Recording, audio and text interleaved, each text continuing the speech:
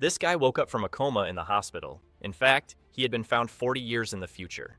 In the past was a monster. His team was losing the battle, so he went in alone. Everyone was terrified. He told them that the only thing they had to do was write a book about his story as a great hero. After that, Seo sealed everyone together with himself and spent decades fighting countless monsters. But after 20 years, he woke up in the hospital. The world was no longer the same, but he was exactly the same. When Seo checked his status, he was shocked. Besides his stolen abilities of appraisal and throw, he had awakened a new insane skill: immortality. In other words, he is now immune to death in a world where only the strongest rule. Humanity in its daily routine knew nothing. They didn't know they weren't alone. A man on the street bumped into a hooded figure and told them to watch where they were going. There was another civilization flourishing on Earth. It revealed the existence of the burrower civilization, humans living underground. An independent civilization, separate from those living on the surface, emerged amidst a massive explosion. Due to the sudden invasion of the burrower civilization, chaos erupted. Humanity now faced the danger of extinction. Humans soon counterattacked, but none of their weapons could harm them. The creatures used their mysterious powers to defend themselves. They could neutralize even military-grade weapons. But soon, the tide began to turn as the burrowers' peculiar powers started affecting humans, and some developed special powers, transforming into espers. Humans with these special powers then began to fight against the burrowers. They defeated the dungeons of the underground civilization one by one, thus igniting the flame of humanity's hope. And eventually, the gate to the final dungeon opened. In the 2005, 7 of the world's best espers gathered. They attacked the final dungeon, the burrowers' base, and brought an end to the long war. As a result of their conquest, they were hailed as the 7 heroes who saved humanity. They were rewarded with fame, stepping out of a limousine into a barrage of camera flashes. The heroes were greeted by the public and press, who bestowed immense wealth and honor upon them. But one person, Seomin Yap, never returned. The leader of the 7 heroes couldn't enjoy the rewards. Instead, he was honored with the unveiling of a statue. The surviving heroes became celebrities, and the fallen hero became a legend, with a statue erected in his honor. Then, 17 years passed, and a narrator announced a critical moment at the International Battle Arena in Seoul. France had launched its attack against Korea, but the Korean competitors were unable to react. The narrator then announced the name of the culprit, Nathan Bernard. He was slaughtering the opposing team. The French player attacked his opponent, throwing him to the ground. Nathan had secured 6 kills single-handedly. A man watched the broadcast, wondering if a player like him had ever existed since the International League was formed. Commentators stated that he was proving to be one of this era's top 3 espers, and that the national team was on the verge of defeat. Korea's only remaining player was Baek Hyun. Even with little chance of victory, Baek Hyun charged directly at Nathan. She then used her signature whip in a frontal assault against her opponent. The audience and the coach watched the scene intently. Hyun directly attacked him with her weapon. Nathan remarked that it was what he expected from the daughter of one of the 7 heroes. He then stated that she would never be able to win with a team like that. With a counterattack, the French player defeated her. Korea lost and the national team couldn't defeat a single player, Nathan Bernard, the match's MVP. The crowd lamented, remembering how Korean espers had dominated an entire era. The coach reflected that despite having cleared many dungeons, they hadn't kept up with the new times. The defeat was overwhelmingly crushing for coach Baek Jae-ha. It was a disgrace for the country that had birthed heroes like Seomin Yap and Baek Jae-ho. He gripped the railing in the face of total defeat. Commentators admitted that despite facing a strong team, the game was pathetic, and they imagined the public's disappointment. Online messages showed the public's outrage at the match's outcome. Online criticism continued with people questioning why the coach, one of the 7 heroes, didn't compete. The crowd booed and shouted insults demanding a new national team, claiming Baek Hyun was their only player. A spectator yelled that he hadn't paid to watch such a match. Baek Jae-ho, one of the 7 heroes, observed the empty game pods and lamented the mess. His 3rd game as the national team's head coach also ended in defeat. The player disconnected from the module, ending her connection to the battlefield. She commented that it was as if the crowd was saying everyone but Haeyeon was replaceable. Then she questioned if the famous willpower and strength of Korean espers were now things of the past. The coach walked down the hallway stating that their mentality and skill level were low and that the best had long since departed. He then concluded that the best had departed because they had died. He stopped walking in the middle of the hallway. Then he sighed and called out Yeop's name. Jae-ho looked up. Looking at an old photo on the wall, he said it would be good if his friend were still alive. Someone appeared at the doorway and informed him he should go for the interviews. The young man advised that everyone was waiting. The coach sighed upon hearing the warning. He agreed to go and apologize to his fellow citizens. Then, he patted the young man's shoulder and said that was the only reason they made him coach. Joe turned and stated that they couldn't win with this team. They were too weak and lacked the right mentality. His assistant argued that he hadn't even been coach for long, and this was just the beginning. But the man said he should submit his resignation during the interview. He walked towards the door, saying that unless someone Jap walked through that door, it was impossible for him. And if he left, the national team would truly be hopeless. The coach affirmed to himself that he couldn't lose this chance. He then decided he really needed to resign this time. Suddenly, his phone began to ring in his jacket pocket. The call was from the association president, and he wondered if it was to lecture him. He answered the call, and the president asked if he had heard the news. Jae-ho replied that he had seen with his own eyes that the national team lost and disgraced the country. But the president denied it, and the coach asked what it was about. Shocked by the news, the coach asked what he had said. From the sky, a figure plummeted at high speed from a portal. The figure landed in the middle of a bustling square. The impact of the landing startled the surrounding people. In Gwanggwaman Square, people shouted that someone in armor had fallen from the sky near the statues of Admiral Yi Sun-shin and King Sejong the Great. The third statue was of the one man who saved his 6 fellow heroes by sacrificing himself. And sitting at the base of the broken statue was Seomin Yap himself as the crowd filmed him. The surrounding people shouted his name, confirming it was indeed Seomin Yap. The president yelled over the phone, asking if he was deaf and why he didn't understand what he was saying. In front of the statue honoring him, the hero began to lift his head. The president then announced the big news. Seomin Yup had returned alive. In a flashback, Seomin Yap faces a horde of shadow creatures alone. He parries a powerful blow from one of the monsters with his shield. Countless enemies rush towards him, ready to attack. He then braces himself for the imminent combat. The shadowy creatures stare at him before surging forward. The dungeon doors finally close behind him. He confirms that the dungeon doors have sealed shut. Alone, he confronts the army of monsters and their master. He then prepares for the upcoming battle. The dungeon master observes him from above. He then shouts for them to fight to the death. Suddenly, a man sits up in a hospital bed. He gasps for air, sitting on the edge of the bed. A woman enters the room and says he's finally awake. He brings a hand to his head, asking where he is. The nurse informs him he's in a hospital and asks how he feels. He reacts with confusion to the information he just received. Then, he's shocked to learn the year is 2020, not 2005. Agitated, he questions her, stating he entered the final dungeon in 2005. The woman says he'll need an explanation about the current situation. She then turns on the television and asks him to watch. A news anchor begins presenting the day's news, featuring a report on Seomin Yap. The report announces that the leader of the 7 heroes has returned alive after 17 years. The journalist reports that he fell from the sky and was found unconscious, but with minor injuries. The news also mentions he hasn't aged in the 17 years that have passed. Experts suspect the incident was caused by a space-time distortion. After the report ends, he questions if 17 years truly passed. As to him, it was 2005, just days ago. The nurse confirms and points out that's why there's a huge commotion outside. She then turns to the window and warns that reporters have been camped outside since he arrived. He looks at the crowd of journalists and laments that even after 17 years, some things haven't changed. He then asks for a mirror, and the nurse says she'll fetch one. She hands him the mirror and asks if it's suitable. He looks in the mirror and realizes he hasn't aged at all. He reflects that he couldn't possibly look like this at 47, and questions if this is truly his world after 17 years. Then, a sudden realization hits him. He desperately asks about all his money. The nurse explains that according to his will, everything was donated to a children's fund, much to his despair.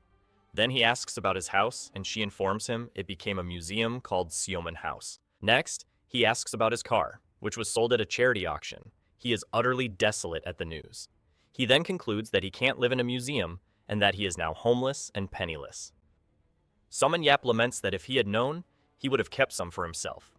The nurse reassures him, saying no one would abandon him, and that Mr. Baik Jae-ho had already contacted them. She warns that he said he'll arrive hospital soon. He agrees, and the nurse says she'll leave him alone, asking him to ring the bell if he needs anything. Even seeing it with his own eyes, he can't believe it. He decides he'll ask Jeho for details later, and for now, he'll check his physical health. Then, he activates his Scanner Eyes ability. This ability, which made him the strongest in the world, allows him to analyze and visualize a target's information. He can see not only current abilities, but also detect any dormant powers that will awaken in the future. Thanks to this, he was able to develop faster than anyone else. Thus, he was able to lead dungeon raids early in his career. He remembers when a young man begged him to accept him as his pupil. That young man was Jeho, who would become one of the 7 heroes. Someone J-Up analyzed him and thought he was a failure, but he discovered his pupil had super high development potential. He then accepts him, but warns he can't promise survival, and the young man promises to do his best. Back in the present, he analyzes his own attributes and sees that his strength, agility, and speed remain the same. He then notices his mentality is at 110. He wonders how this is possible as the limit for a human skill level is 100. Furthermore, he notices something else in his status. He realizes he has a new ability he didn't possess before: immortality. He wonders how such a powerful ability can exist, considering new abilities develop under special circumstances. He then speculates that perhaps he acquired it in his last dungeon fight. A loud noise interrupts him as he ponders its meaning. He turns towards the sound upon hearing someone call him Yopom. At the door, Big Jeho suddenly appears. Soman Yop looks at the man in front of him. He then asks if he is Jeho. With tears in his eyes, Jeho says he's truly back. Jeho comments that he's become much weaker. Jeho wipes his tears and replies, "It's because everything has been peaceful." Later, on the rooftop, Jeho asks if he stopped crying yet. Jeho tells him to wait until he's old as tears just come out. But Yap replies, he's still young and knows nothing about that. Yap then changes the subject and asks if he kept his promise. Jeho asks what promise that was. Yap reminds him about his biography, and his friend finally remembers. He then explains he hired a ghostwriter famous for fantasy novels, and Yap asks if the story starts with him hatching from an egg. Besides the book, a documentary and a film turned him into a sort of mythical god. And even with bad plots, everything went viral, and the movie was a worldwide box office hit. Soman Yup simply asks what that matters. He vents that he thought he died in the dungeon, but woke up 17 years later in a hospital. And though he knows he's not delirious, it's hard to accept. And to make matters worse, he saved the world, but is now poor and homeless. Joe reassures him, saying that's what friends are for, and he's there to help him with money. Yap comments that he's really grown up and asks if he made money and started a business in the last 17 years. His friend explains he earned reward money from dungeons and that there's a limit to how much a person can eat and relax. He questions how a clueless guy like him didn't go bankrupt running a business. Jeho admits he thought the same thing. So he hired a professional to handle everything. Yap then asks if he's unemployed now, but he denies it, stating he has a job. Curious, he asks what his friend does. Jeho reveals he's a coach, the head coach of the national team. Yap asks why he said that so quietly and questions what kind of coach he is, but Jeho asks him to wait a moment. He then shows his phone with a match on it and asks his friend to look. Yap looks at the images on the phone. He questions if those aren't the dungeons they raided and if they hadn't disappeared. But his friend explains it's a virtual reality sport called Battleground. Jeho explains that virtual reality dungeons are created and 2 teams fight on that field for sport. After the war, they used espers for this new business, which became the most popular sport. He comments that it looks almost like child's play. But his friend says it's not quite like that, because among the best players, there are some who would be a match for the 7 heroes, and the Battleground World Cup ranking is a nation's pride. Yap then asks what Korea's ranking is. Jeho is surprised by the question. He asks if his friend is getting deaf in his old age and repeats the question about Korea's ranking. Yup argues that since Korea had many strong espers, they should be highly ranked. To be honest, he starts to say that Korea is in last place, and Yap's cup falls from the ledge. The 2 fall silent for a moment. Yap turns and simply asks, "What?" When a great evil disappears, the one who defeated it becomes the next evil. Inside the car, Soman Yap turns to Baek Jeho and asks what he means. Baek Jeho states that's why their country became a weak nation in Battleground, making Yap question how that makes sense. Soman Yap then deduces that the higher-ups became afraid of espers after the war, thinking they'd be challenged, and concludes they never change. Jeho continues, saying that's why Battleground was restricted and the country wanted to control all strong espers, including himself. And Yep says he can imagine what happened. so he assumes all strong Korean espers went abroad to become athletes or coaches. Baek Jae-ho confirms with a laugh, saying he should have broken the legs of the scoundrels who tried to use them in the past. Jap reminds him that instead, he used his words to confront ministers and presidents because he didn't like how they took advantage of everyone. Looking in the rearview mirror, Baek Jae-ho mentions they had to start from scratch and that the average for athletes is low. He turns to Showman Yap to continue the topic but is immediately cut off with a no. Jae-ho complains that he didn't even let him speak, but Jae-ho already knows he wants him to participate in Battleground, with the older man insisting it's a waste for someone in their prime. Showman Yap replies, it's not a waste, and he no longer wants to live as an esper, having ended that life in the last dungeon, but Jae-ho insists it's just a sport now. He retorts that he never felt responsible and asks if he looks like the type of person who would fight for others. Yep explains that as a young man, he fought to survive. And after becoming an esper, he lived to be recognized. And finally, he asked if he can't just live for himself now. He continues saying the media would go crazy with headlines about the world's savior returning to rescue Korea and how everyone would build expectations around him. Baek Jae-ho then asks if he's honestly not interested in Battleground, and Showman Yup replies no, because he hates it for being like a circus. With a sigh, Jae-ho says he understands and there's nothing to be done. Yap just watches him silently. But Baek Jae-ho states that the nation's espers are not a lost cause, making Showman Yap question what he means. And he replies, they still have espers like her. A billboard on the road displays Baek Hae-yeon's image, and Yap comments that she's very beautiful. Then Baek Jae-ho reveals she is his daughter. Yap is surprised, remembering Haeyeon as a 6-year-old, but Jae-ho corrects him, saying 17 years have passed and she's now 23.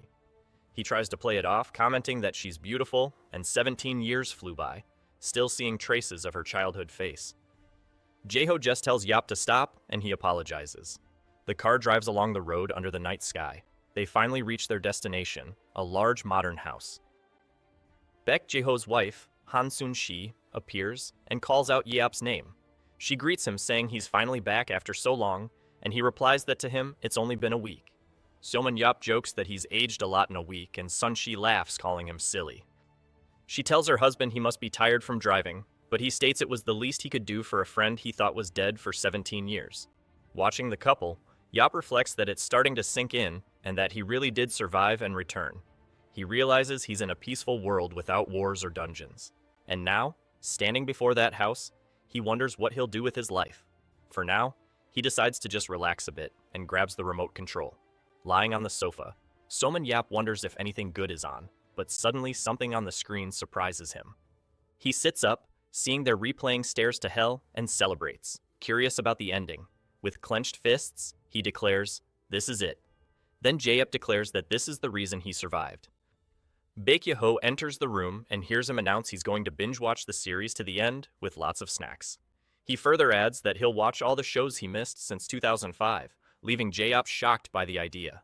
Jae-ho rushes to him and asks if he's really going to stay home watching all the shows he missed. Showman Yap reminds him that he said to do whatever he wanted, and the other reluctantly agrees. But Baek Jae-ho opens the curtain, saying the reporters have been outside for days and won't leave until they see him. Jae-up then gets up from the sofa to take a look. On the other side of the window, there's a massive crowd of reporters. He turns, calling them annoying leeches. Realizing he has no choice, he gets up from the sofa. And finally, Showman Yap orders Jae-ho to gather the reporters for the next day. He adds that he'll gather them to tell them to get out of his life. The next day, in a large building, cameras flash for the start of the press conference. Showman Yap and Baek Jae-ho walk onto the stage while reporters comment that he seems calm and the event was quicker than expected. An announcer declares the start of the press conference as Yap faces the flashes. Holding the microphone, he introduces himself, saying that as everyone can see, he has returned and the situation is as curious to him as it is to them. Beside him, Jae-ho watches, relieved, believing that this time he's handling the situation properly. But Jap continues, stating he's not grateful at all and that everyone can ask their questions and then get out of his life. Jae-ho realizes he hasn't changed at all and announces they'll answer questions one by one. Asked how he returned from the final dungeon, Showman Yap replies he has no idea and simply woke up in the hospital. Next, He denies having memories of the last 17 years, says he had no contact with the other heroes, and doesn't intend to reclaim his assets. He asks for the next question and points to a reporter raising his hand. The man asks if he's heard about Battleground with coach Baek Jae-ho, and Yap confirms he has. Then the reporter questions him if he has plans to become a Battleground player. The crowd of reporters begins to whisper about the question. Baek Jae-ho merely observes as the question he'd been expecting was finally asked. Seomin Yap replies, he has no interest whatsoever. The reporter then questions him about the reason. He simply states he's not interested, but the man provokes him, asking if he's lacking confidence. On the screen, Seomin Yap points and replies that the only thing lacking there is the hair on his head. He states that Battleground doesn't look fun, and he won't act like a clown for their entertainment. Yap hopes everyone's curiosity has been satisfied, as he no longer wants any harassment. He then bids them farewell. As he turns to leave, Baek Jae-ho thanks everyone for their presence, but someone asks them to wait. A reporter asks to ask one more question before he leaves. He mentions that a player named Gerald Walker accused him of not being on his level and asks what he thinks of that. Seomin Yap is silent for a moment and just repeats the name Gerald Walker. The reporter explains he's a famous player in the United States known as the Pride of the Tanker position. Yap then asks if he is the strongest player, but the man replies, there are 3 great players at the top: Nathan Bernard from France, Roy Meyer from Ireland, and Daniel Mance from Germany.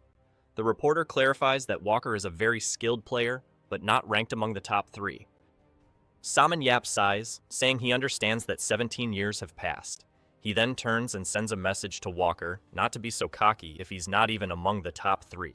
And he further says that if he wants to fight instead of using Battleground, he should come meet him in person.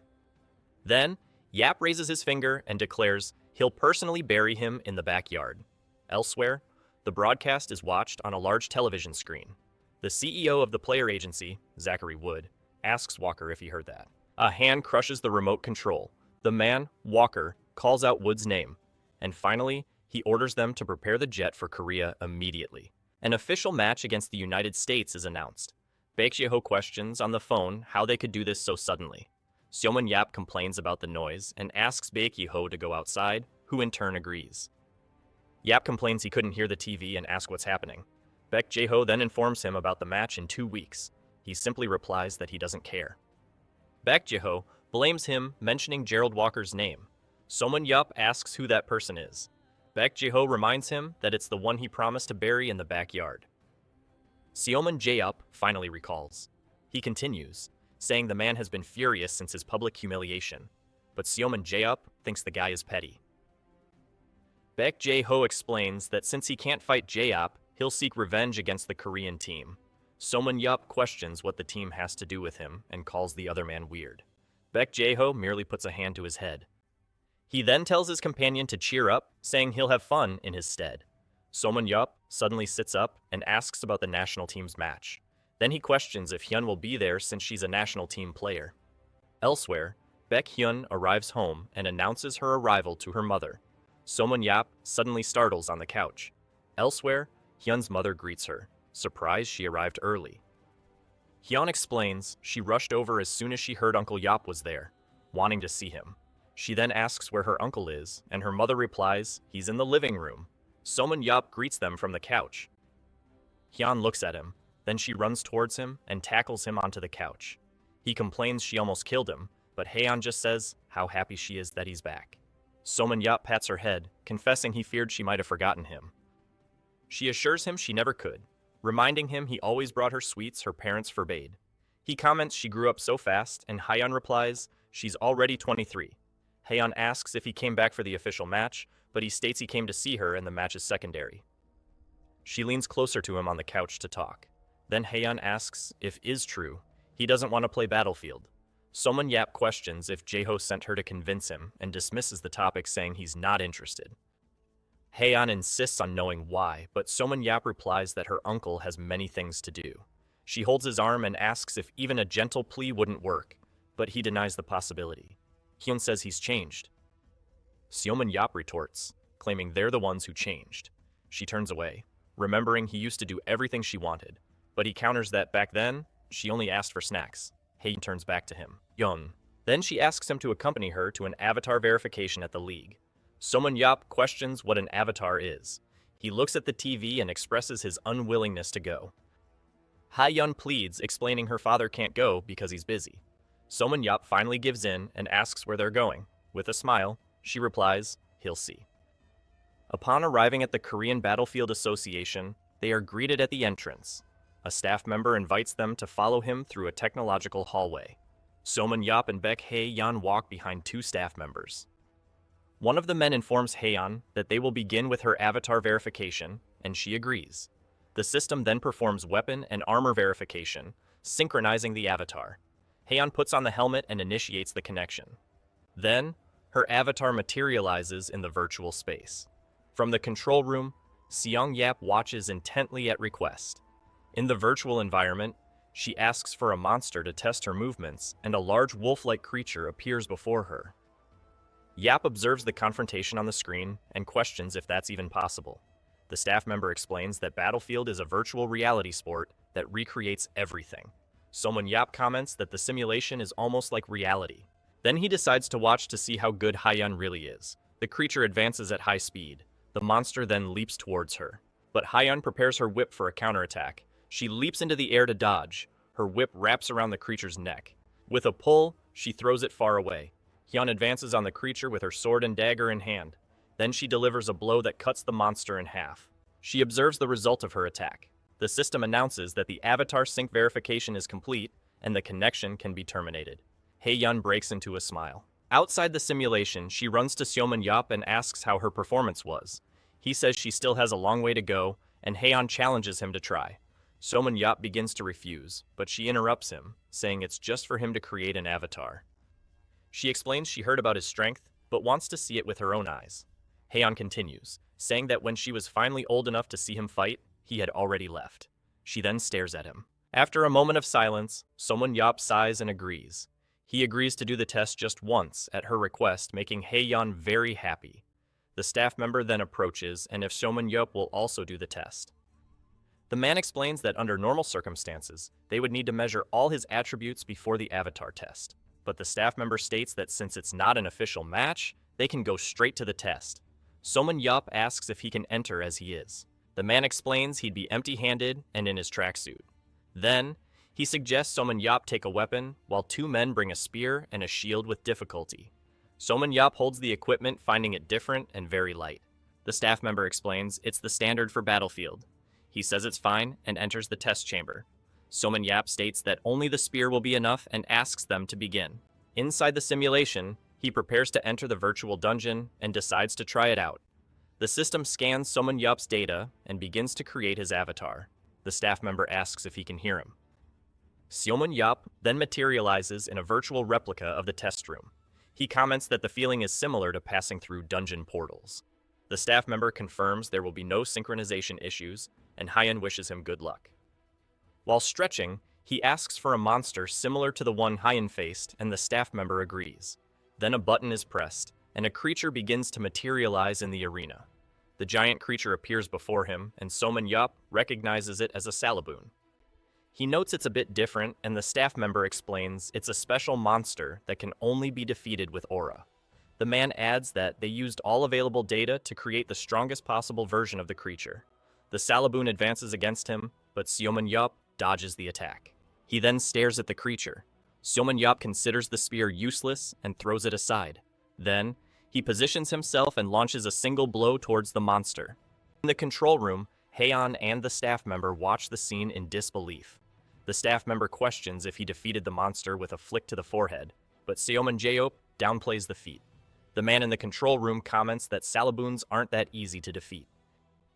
Seomun Yap asks them to send another opponent so he can test something. A new creature materializes and he finds the environment perfect for his test. He complains that the monster wasn't strong enough to warm him up and asks if there's nothing else he can do. A voice calls him the world's best Esper, and Seomun Yap turns around upon hearing the foreign language. In the control room, the system goes on alert, and everyone wonders what's happening.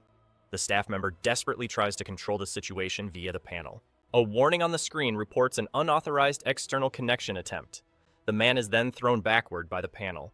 In the arena, a new warrior with an axe and shield emerges amidst flames. The newcomer lands and asks Seomun Yap if the offer to fight is still on the table. Seomin Yap stares at him in silence. The warrior provokes him, saying he remained quiet because he didn't expect him to actually show up. Then, he declares he'll prove right there that the title of 7 heroes is just a label. The warrior advances at high speed towards Seomin Yap. He merely watches the approaching attack. The blow hits the ground, causing a strong impact. With his shield broken, the warrior asks where his opponent went. A voice behind him questions, asking if he's scared. Seomin Yap suddenly appears and replies no. He then states that this will finally be a decent test. After picking up his spear, he positions himself for the fight. The two opponents stare at each other from a distance in the arena. In the control room, Baek Hae-yeon asks what's happening. Someone tells her not to worry. The control room door then opens. Hae-yeon and the staff member turn to the entrance. Baek Ye-ho enters and informs them he authorized everything, so there's no reason to worry. Hae-yeon recognizes him as the association president and questions him as he had said he would be busy. Baek Ye-ho explains that they had already talked, but the news didn't reach the local team. Park Jin-tae, the association's vice president, asks Miss Moss if that's enough. Emma Moss, Gerald Walker's manager, thanks them for their cooperation with the unusual request. In a past scene, Baek Joo-ho stands before Seomin Yap with a table full of food. Park Jin-tae observes the confrontation. This opportunity might spark Seomin Yap's interest in Battlefield. In the arena, the two combatants' weapons move rapidly. Then, Seomin Yap's spear and Gerald Walker's axe clash. The impact of the collision generates strong pressure in the area. Seomin Yap slides backward, breaking his movement with a hand on the ground. Gerald Walker prepares another attack with his axe. Seomin Yap observes his opponent after the attack. Then he activates the Scanner Eyes ability. An information screen appears displaying Gerald Walker's data. The analysis reveals that his strength and endurance are at maximum, making him perfect for a tank role. Seomin Yap concludes that his opponent is more than he appears. Gerald Walker questions why he's just staring at him instead of fighting. With a smile, Seomin Yap acknowledges his strength. He then remembers something while thinking about his opponent's ability. It's the ability he acquired. So he decides he will test the power he gained in the hospital with this new adversary. Seomin advances at high speed with his spear. Gerald Walker prepares for the attack, anticipating the movement. But he stops his advance mere inches from his opponent's face. The warrior wonders why he stopped right before reaching him. Seomin Yap merely stares at him up close. He then says he'll show him something fun. With a hand on the ground, he delivers a blow that shatters the surrounding ground. In the control room, Hae-yeon calls her uncle's name. Gerald Walker questions why he stood still and didn't dodge the attack. Gerald Walker observes that Seomin Yap stopped before the attack as if wanting to die. Seomin Yap feels the impact of the blow. Then, a massive attack hits Gerald Walker head-on. He is thrown backward by the force of the impact. The arena floor shatters with an object embedded in it.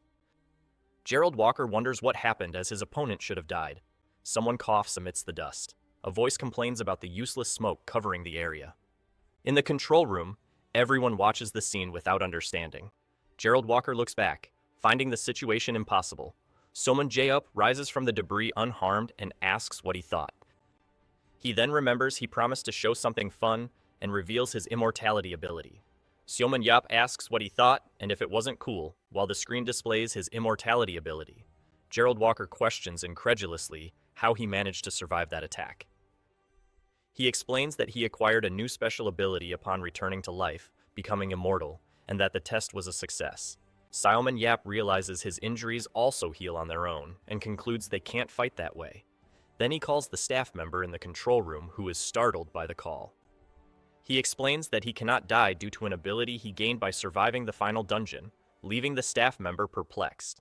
Seomin Yap considers the use of the ability unfair and asks if there's a way to block it. The man confirms it's not difficult. He then asks for his immortality to be blocked, and the staff member deactivates the special ability via the panel. Gerald Walker overhears the conversation. Seomin Yap says he just wanted to test the ability since it was his first time. He provokes him, saying he did it so his opponent wouldn't use immortality as an excuse for defeat. Gerald Walker tightens his grip on his weapon and advances across the cracked floor. He throws his spear and shield to the ground, commenting that the rumors about his opponent's arrogance are true. But Seomin Yap catches the spear in midair and claims to be much stronger than the rumors say. Gerald Walker says he'll judge that for himself and tells him to stand up so they can fight without more excuses. Crouching, Soman Yup questions him, saying he should first defeat the top 3 before coming to him. Seoman Yup continues, stating he heard he's not even among the top 3. Gerald Walker advances with a blow, and Seoman Yup asks if he hit a sensitive spot. The warrior then launches himself into the air. They exchange a rapid sequence of blows with their weapons. The clash between the spear and the axe continues. After a blow, he lands on the ground and realizes his opponent has disappeared. Then Seoman Yup appears behind him, saying he's there. Gerald Walker turns quickly. Seoman Yup attacks over his shoulder with the tip of his spear.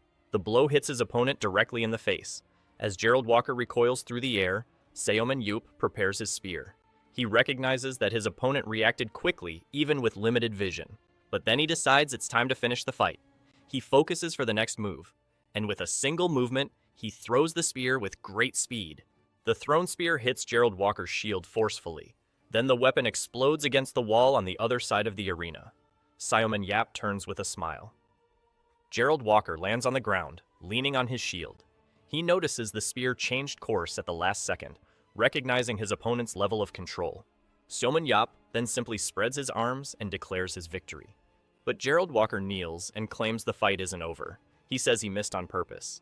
His opponent merely stares at him, not understanding. Seoman Yup advises him to switch to a smaller shield and stop acting like a typical tank.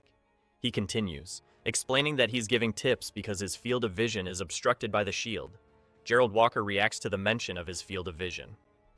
Seoman Yup deduces that he chose that shield to have more time to look around during the fight.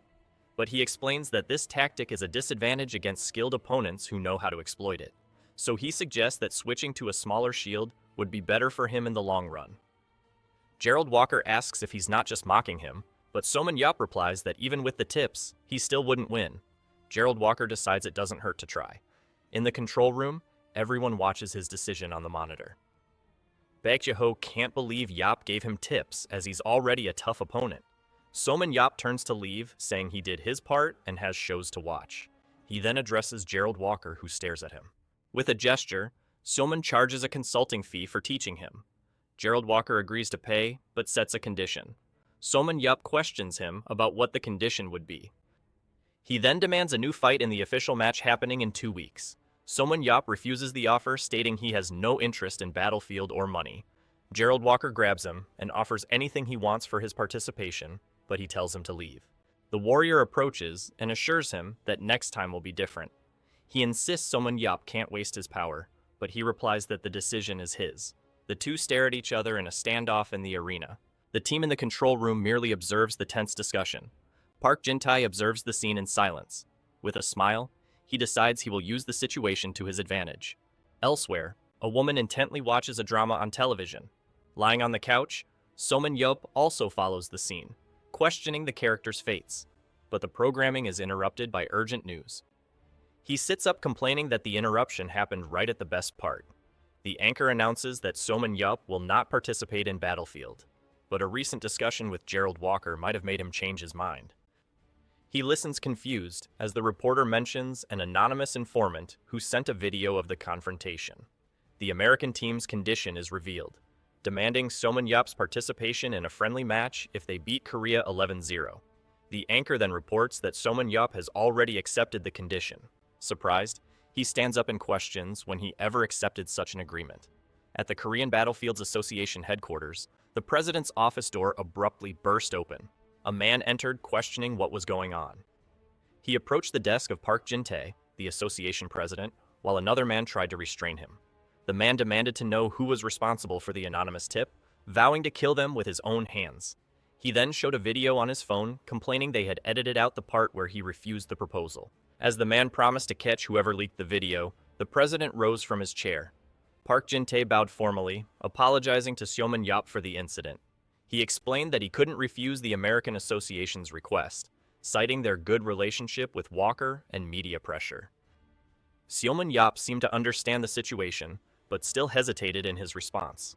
Then, Park Jin-tae placed a hand on his shoulder and told him not to worry. He revealed he had devised a plan to avoid inconveniencing him, proposing a condition for his participation. The condition was that if the American team won without any deaths, Seoman Yup would participate in a friendly match. He assured him there was nothing to worry about, as the Korean team wasn't the best. Soman Yup exploded, saying he had no interest in the battlefield and questioned why they kept bothering him.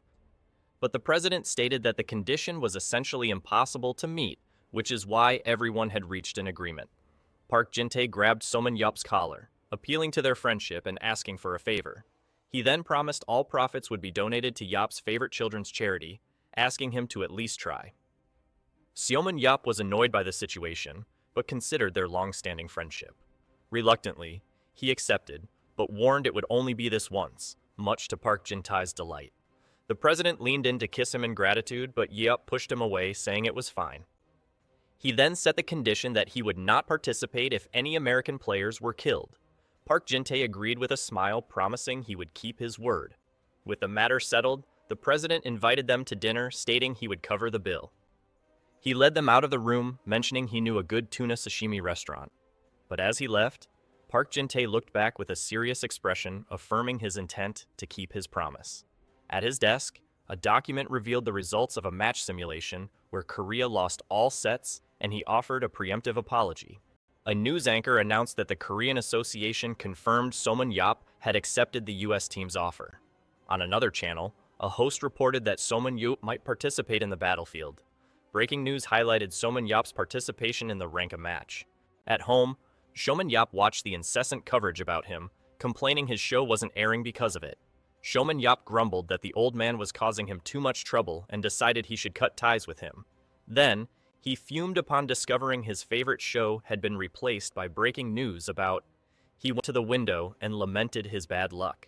A noise from outside caught his attention. He leaned in to see what was happening in the training area. A person sped past a cone at high speed. It was a woman moving swiftly under a man's supervision. Soman Yup observed the scene. The man threw a ball toward her.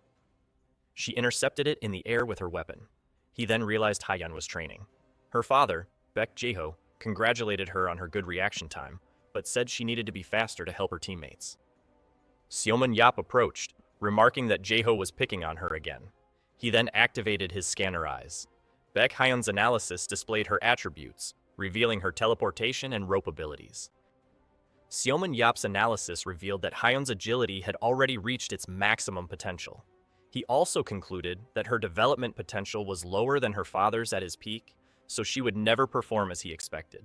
But her stamina and strength attributes could exceed Jiho's limits, making his training method unsuitable for her. On the lawn, Haeyeon fell exhausted and asked for a short break to rest. She turned and was surprised to see Seoman Yup, who assessed that at this rate, she wouldn't be able to kill a single American team player. He watched her intently. Hyun asked if he'd seen her train, and Seoman Yup replied he didn't think she needed to train her agility further, but Baek Jae-ho disagreed, saying she still needed to improve a bit and with more training, she'd get there. Then Seoman Yup turned to him, stating that Haeyeon was not like him. He advised him to stop agility and speed training, explaining that her limit for those attributes was lower than his. He continued, asserting that her agility was already at its peak, as was her whip usage. Seoman Yup explained that while she had speed abilities, she and her father were different. He then turned to Haeyeon, who looked at him with curiosity. He asked what she'd do after ensnaring an opponent with her whip, and she replied she'd pull them off balance or throw them to her teammates. But Seoman Yup said that was wrong, and that she needed to finish them off. Seoman Yup explained that it was inefficient for her to only use her father's style, as she had no one to finish the job for her. He took her whip and sword, stating he'd show her how it's done, and that it wasn't difficult. Then, he approached a training dummy. With one fluid motion, he lassoed the target with the whip. He explained that once an opponent was ensnared, one should advance quickly. In an instant, he sliced the dummy in half with the sword. He turned to Haeyeon and her father, asking if they understood. Both remained silent, observing scene. He stated that she couldn't kill anyone with just the whip. She needed strength and sword training. Seoman Yup then changed her stance to close quarters combat and questioned if the trainer understood. He suggested they start with 500 strength exercises, leaving Haeyeon and her father shocked. With an imposing posture, he ordered them to begin the 500 strength exercises immediately. He reminded them they had only 14 days until the rank a match. At the U.S. National Team Hotel, a man named John Kim praised Gerald Walker for his improvement in just a few days. Walker asked if the difference was really that big, and his agent confirmed it. John Kim commented that he thought it was foolish when Walker switched shields right after meeting Shounen Yap, but he admitted that observing him over the past few days, it seemed he'd found a way to overcome his weakness and reach the top 3. The agent warned him it would be difficult to adjust and face fast opponents like Nathan, but it would be good in the long run. Then Walker asked how much his improvement was worth in terms of money. John Kim estimated at least $10,000, a value he could secure in his next salary negotiation if he adapted to the new style. The $10,000 figure echoed in Walker's mind. Seeing a news report about Shounen Yap on TV, he ordered them to send him $10,000 immediately. His agent was shocked, but Walker explained it was a consulting fee. He extended his hand, stating he would drag him onto the battlefield anyway. He touched the wall, telling Shounen Yap to wait just a little longer. The match began at the Seoul International Battle Stadium. Finally, the day arrived for the historic rank a match between Korea and the USA. 2 commentators began the broadcast, expressing the public's anxiety for the outcome. One of them mentioned that the dream confrontation between Shounen Yap and America would be decided today. Next, he presented the full lineup of the Korean team that would fight in the arena. The camera then showed all members of the United States team. Baek Hyun was introduced as the close combat fighter and ace of the Korean team. On the other side, Gerald Walker stood out as the tank and ace of the American team. Shounen Yap watched from the stands, while the commentator highlighted Hyun's first match in her new position. The camera's focus shifted to Shounen Yap's face.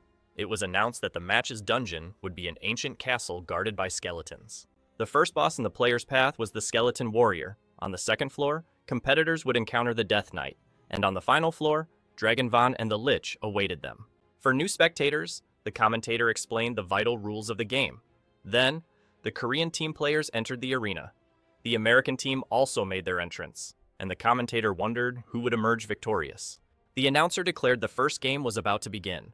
Both teams rushed into the dungeon. The American team quickly encountered a group of skeletons.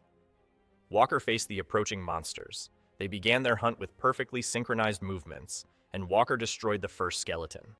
The commentator observed that the American team had comparatively slow mobility, but after finishing their hunt, they always demonstrated an impenetrable defense. Hae-yun gripped her weapon firmly, preparing to act.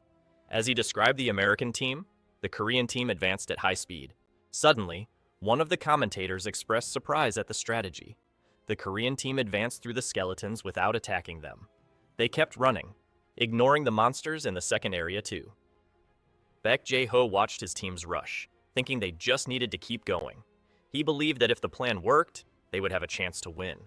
The commentator explained that Korea, usually opting for a long game, was now heading straight for the boss with an aggressive plan.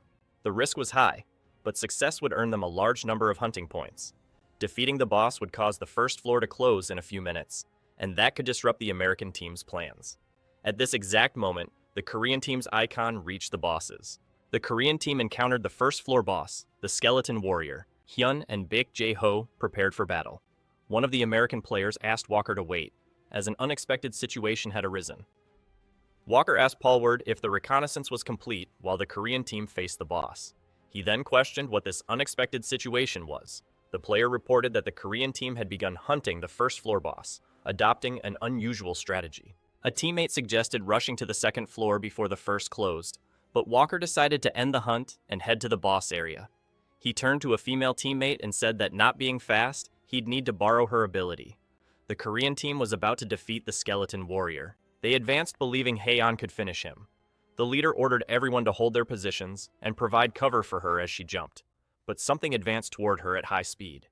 She barely had time to react. Then, Walker hit her squarely. She was thrown backward, wondering where he had come from. The Korean team reacted to Walker's sudden appearance. Baek Jae-ho understood that he had used a teammate's ability to launch himself through the air and arrive so quickly. The impact slammed her against the dungeon wall.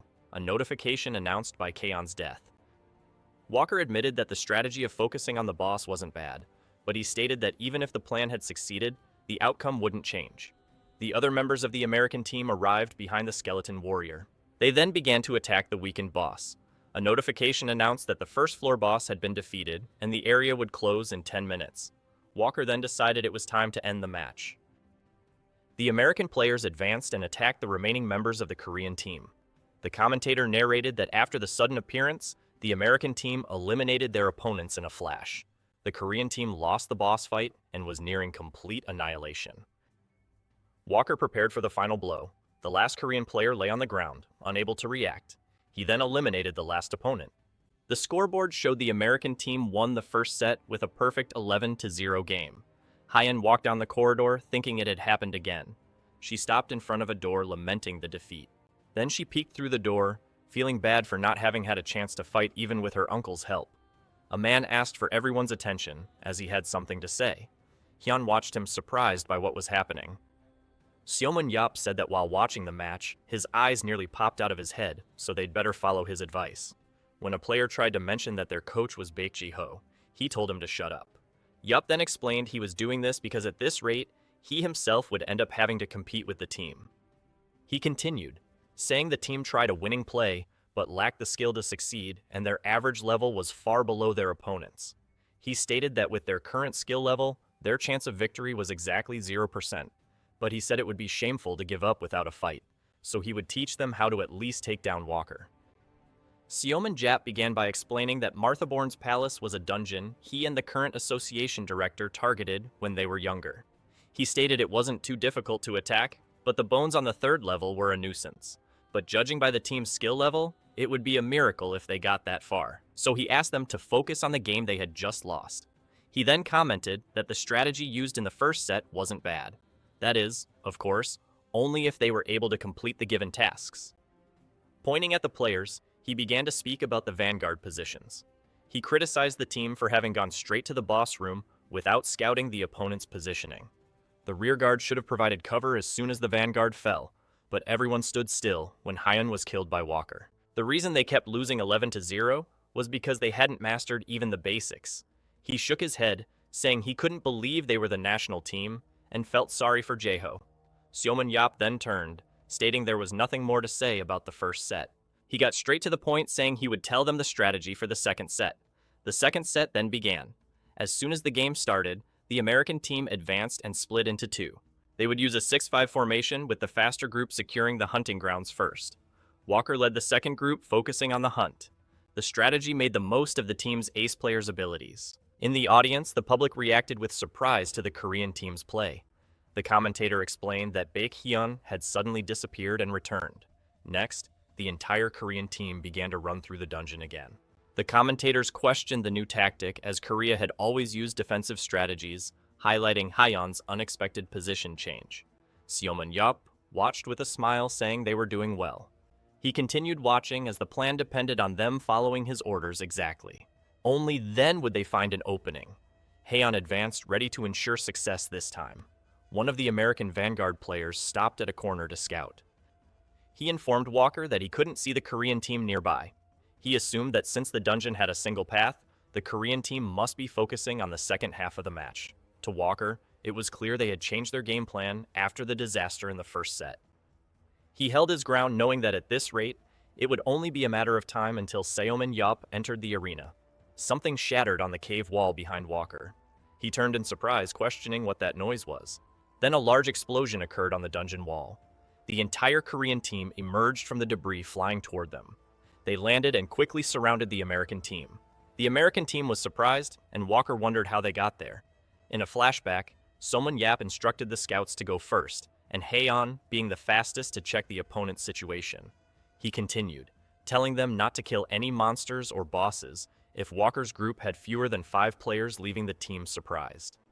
He explained that it was common knowledge Marthaborn's palace had a one-way path, but he revealed the existence of a secret passage with a teleportation point perfect for ambushes and instructed Hyeon to use it. The entrance looked like any other wall, but Seomun Yap asserted he would tell them how to find it. Through that passage, they could reach the American team's position undetected. He ordered all 11 to rush through that route and attack the American team that had split up to hunt. Back in the present, the Korean team emerged from the explosion. They then attacked the American team from the rear. Hyun landed in front of one of the American players, and Seomun Yap's instruction was clear. When fighting Walker, the team should aim for his legs. In a flashback, Haehan questioned the tactic, but Yap explained that current conditions made his legs weaker. He detailed that changing to a smaller shield left him with more exposed area, and he still didn't seem fully accustomed to it. The pressure of no casualties, the ambush, and confronting an Esper would be a problem for the American team.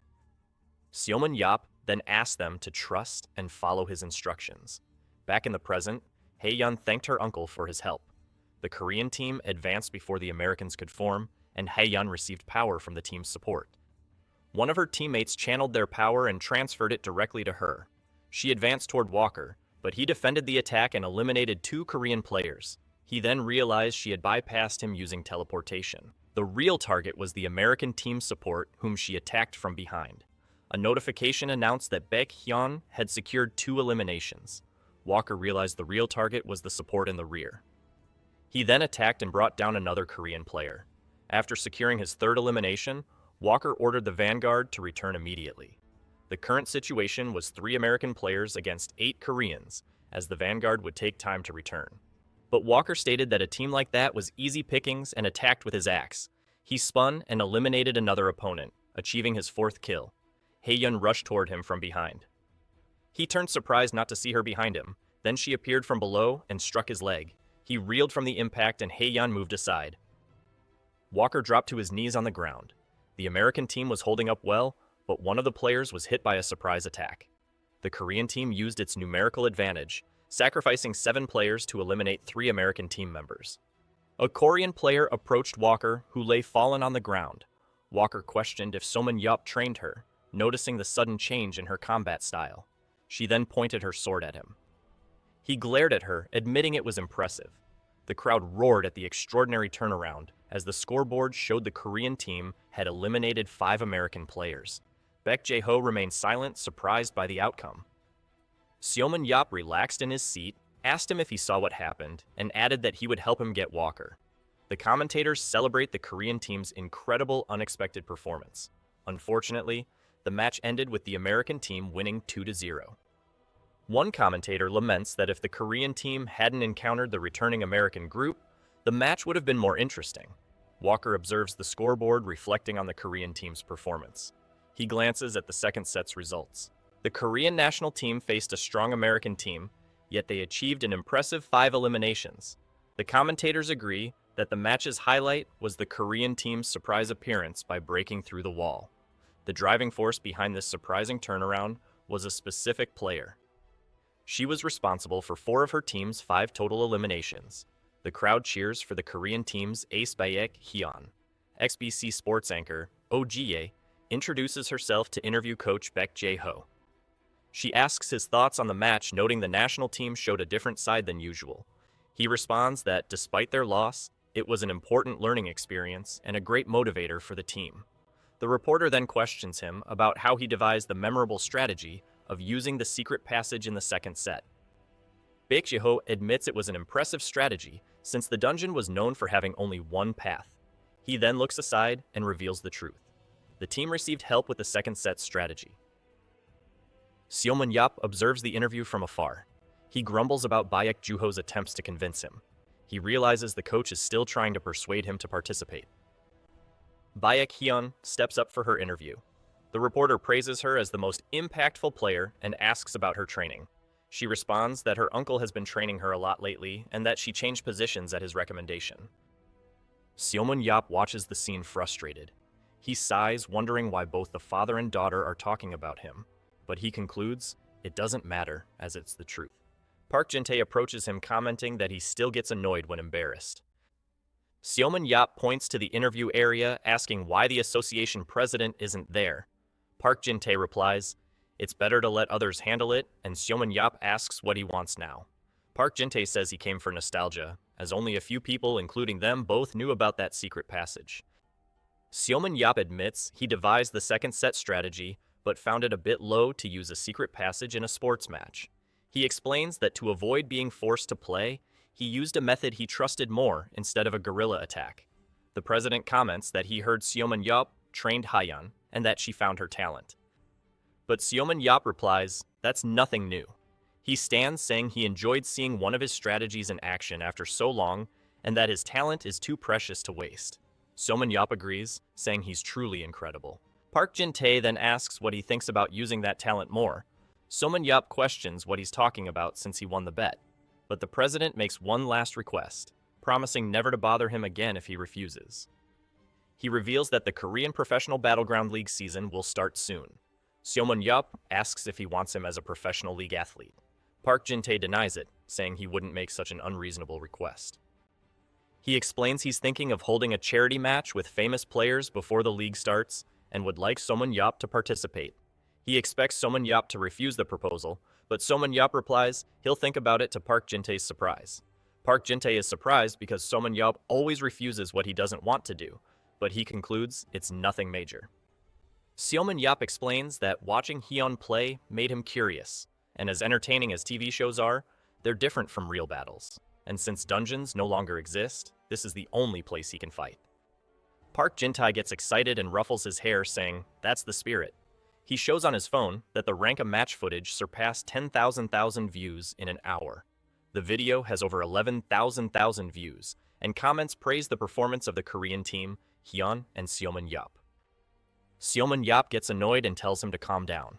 He steps away, commenting on the president's strength, who apologizes for his excitement, but Seomun Yup corrects him, saying he hasn't confirmed his participation yet. Park Jin-tae cheers up again, saying it's amazing he's even considering the idea. Seomun Yup questions if the professional league isn't about to start. He finds holding a charity match so close to the league's start suspicious, and Park Jin-tae realizes he's figured out the plan. Seomun Yup then states that if he's to participate in the charity match, he has conditions. Park Jin-tae stares at him, ready to hear his demands. The association president promises Seomun Yup that if he plays the charity match, he'll give him whatever he wants. With a smile, Seomun Yup accepts the proposal. Back in the training area, Baek Jae-ho approaches with his sword in hand. He walks towards Seomun Yup, who awaits him with a spear on his shoulders. He asks what's happening. Seomun Yup explains that since the association president accepted all his conditions, he agreed to participate in the charity match. He continues saying he got a second chance at life and planned to spend it watching TV. Baek Jae-ho approaches him. But since he decided to do this, he wants to at least prepare a little. Seomun Yup criticizes the national team's training, and Baek Jae-ho apologizes for training them poorly. The coach questions why he's being dragged into this, as it's great that Seomun Yup wants to play again. But Seomun Yup responds that he can't be the only one to suffer. And besides Hyun, there are no other good players. He asks Baek Jae-ho to leave him alone as it's been 17 years since he last fought. Seomun Yup reassures him, promising to train him until he gets back in shape. Even reluctantly, Baek Jae-ho listens to his friend's confident words. Seomun Yup activates his scanner eyes and analyzes Baek Jae-ho's attributes. He concludes that despite being weaker from lack of training, it will be easy for him to regain his status to some extent. With a smile, Seomun Yup warns that starting tomorrow, he'll put him through hellish training. Baek Jae-ho realizes he's doomed. In a flashback, Seomun Yup sets his two conditions for Park Jin-tae. The first being to play on the same team as Hae-yeon, and the second that Baek Jae-ho also participates. The president calculates that with 2 of the previous 7 heroes, they'll secure many sponsors. He then makes a call and asks for a favor. News of Seomun Jae-up, Baek Jae-ho, and Baek Hae-in's participation in the charity game spreads, and the countdown to the event begins. Seomun Jae-up replied that his cunning technique required him to be at least slightly faster than his opponent. His trainer then scolded him for acting that way, even after recalling the lesson. But Jae-up simply agreed to try and be faster. In position, his trainer prepared to attack. He then advanced towards Seomun Yup with his sword drawn. Yup jumped backward to dodge the blow. Next, he blocked the attack with his shield. The man continued to deliver blows against him. After the training, he asked how it went, and Seomun Yup replied that he felt good this time. His trainer commented that 17 years had passed and asked for a break. He stretched and complained that he was tired as it was difficult to train again at his age. Seomun Yup stated that it was just a warm-up and told him to stop complaining, but the man retorted that they had been training for 8 hours. The older man said he didn't care and needed to watch his show, reminding Yup that he wasn't the same as before and needed rest. Seomun Yup informed him that he had an appointment and wouldn't be able to watch the show anyway. Their destination was the imposing building of the Korean Battlefield Association. There, Yoo Hyun-soo, the technical team manager, greeted them and confirmed that Seomun Yup had come for the avatar test. Yoo Hyun-soo introduced Mr. Brown Tenor from the World Battlefield Association, who would oversee today's test procedures. Before they began, Seomun Yup said he had a question. He questioned the need for more tests, but Hyunsu explained that he had skipped the athletic ability portion and gone straight to avatar creation. To ensure there would be no problems using the avatar, they needed specific data on his physical abilities. Somun Yap was surprised by the technology's precision.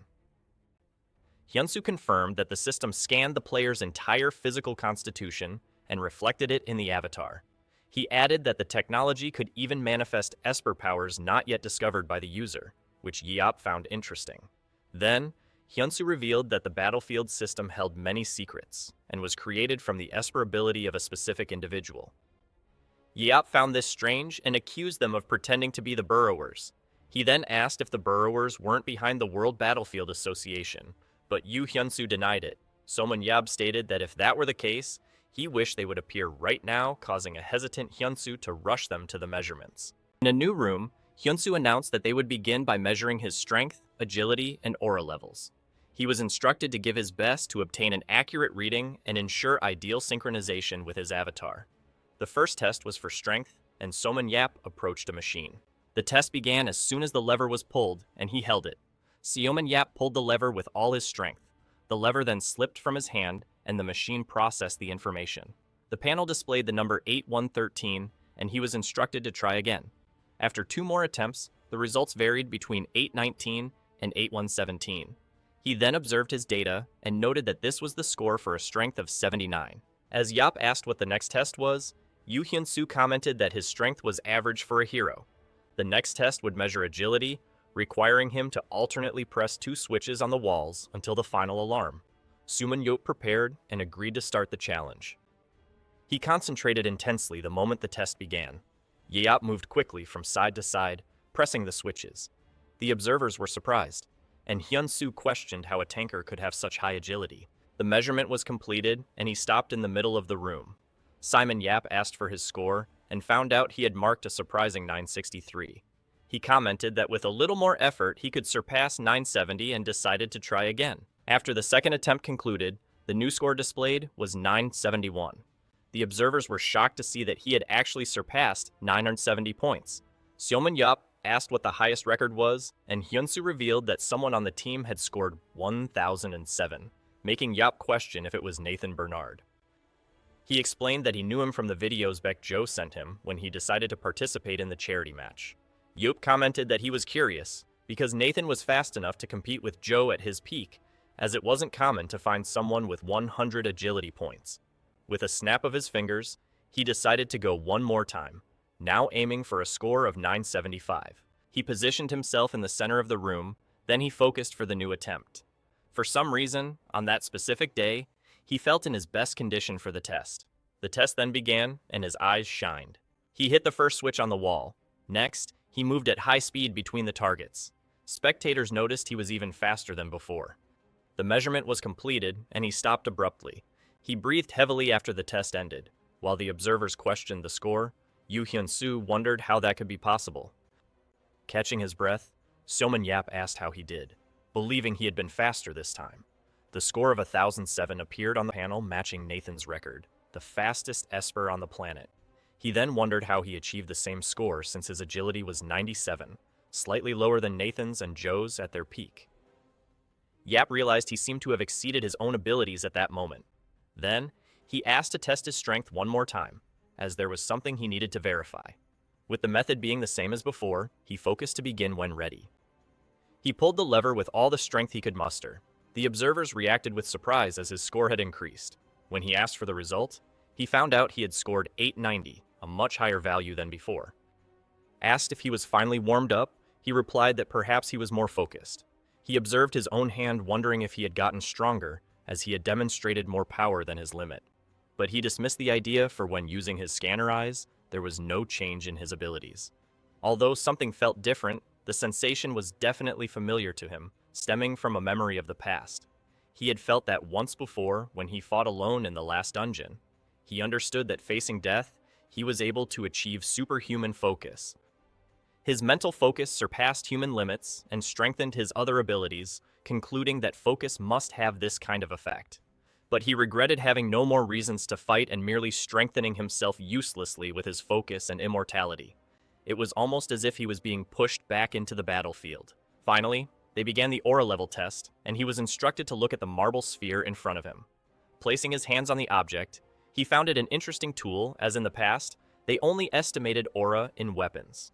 Yu Hyun-soo explained that since aura levels are primarily determined by innate abilities, this is what they focus on most when measuring rising stars.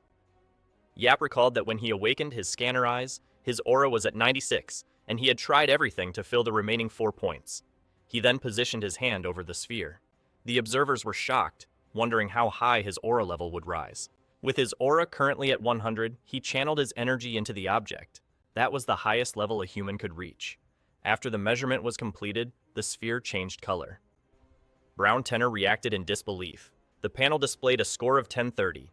Soman Yup asked what the result was, and Hyun-soo stammered, informing him that he had just surpassed the highest human record.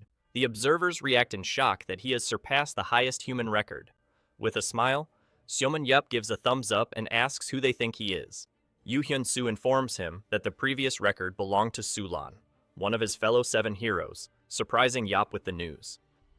Hyun-soo comments that he never thought that record would be broken, but admits the girl possessed an impressive amount aura.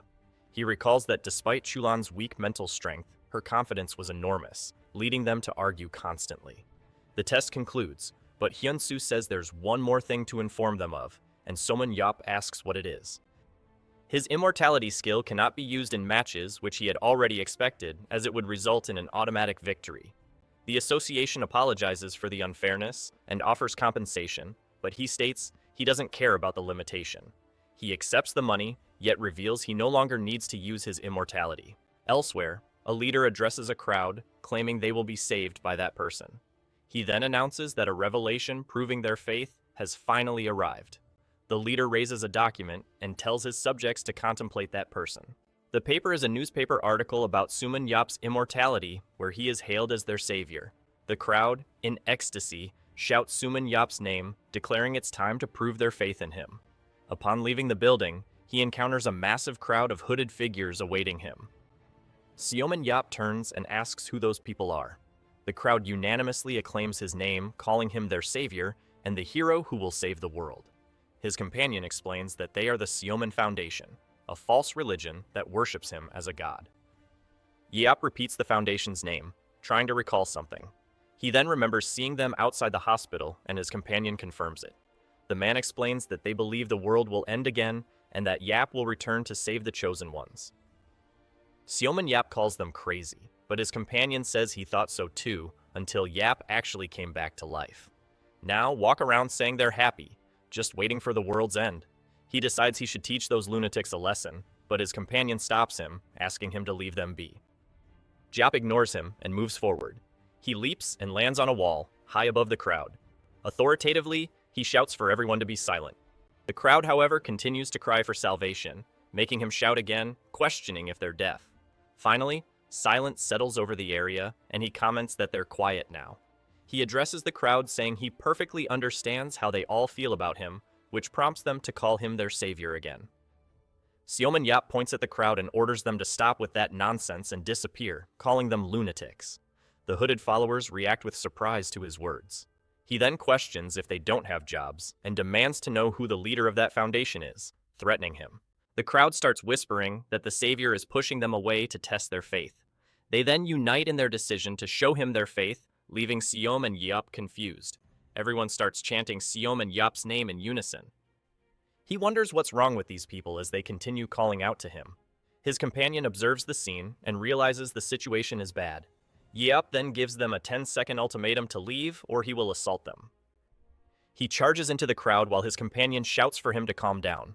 Several Foundation members are left unconscious on the ground. Sitting on a pile of bodies, he holds a boy and asks if he'll continue following him, but the boy tearfully denies it. Yap advises him to ignore those people and tells him to be careful descending. He jumps off the pile of bodies, stating he's finished sorting things out and they can go back to training. His companion calls him, and Soman Yap turns to ask what he wants. The man tells Soman Yap that he's the craziest person he's ever met, but Yap thanks him for the compliment and points to his followers as the true lunatics.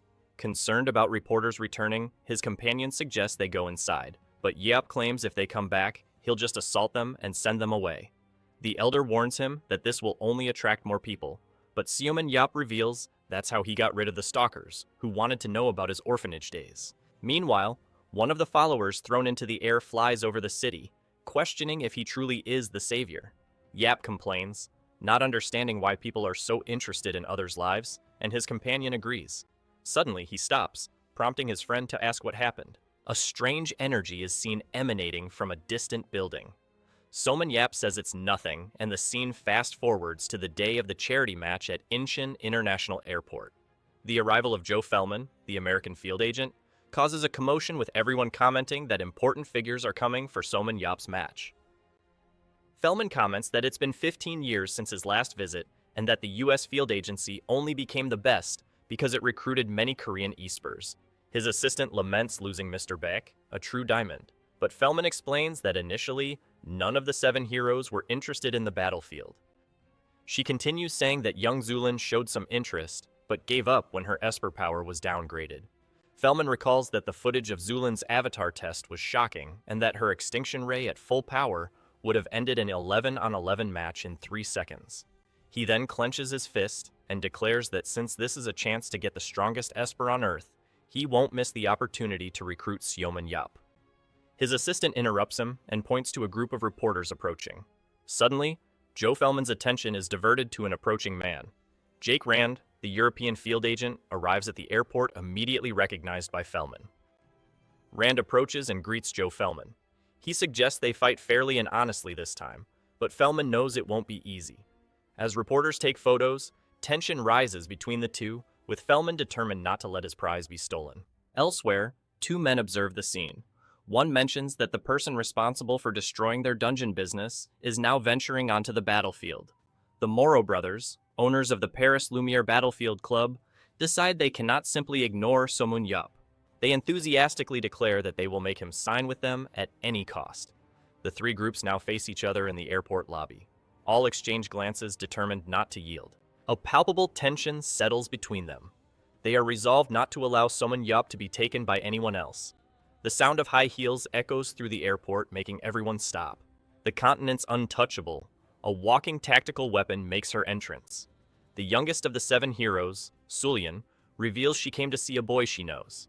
At the event location, a crowd gathers under a fireworks display, and someone comments on how packed the place is. Inside the arena, a spectator laments that the world's population didn't decrease during the war, but is reprimanded by another.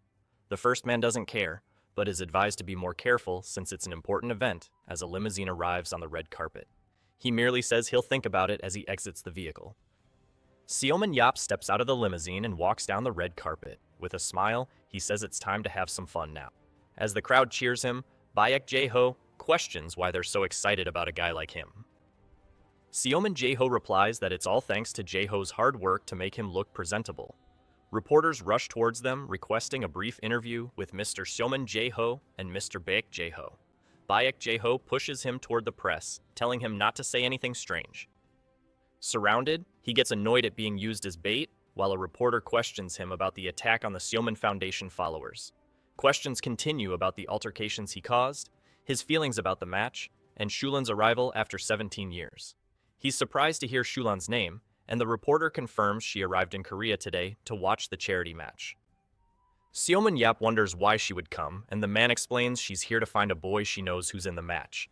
He then realizes that when she says boy, she might be referring to him. He taps a nearby wall as he enters the corridor. As he walks, other competitors comment on finally seeing the real version of the statue and wonder how skilled he is. Approaching Baek Jae-ho, he asks if he heard the news. Somin Yap informs him that Julan is in Korea, and Baek Jae-ho comments that it finally happened.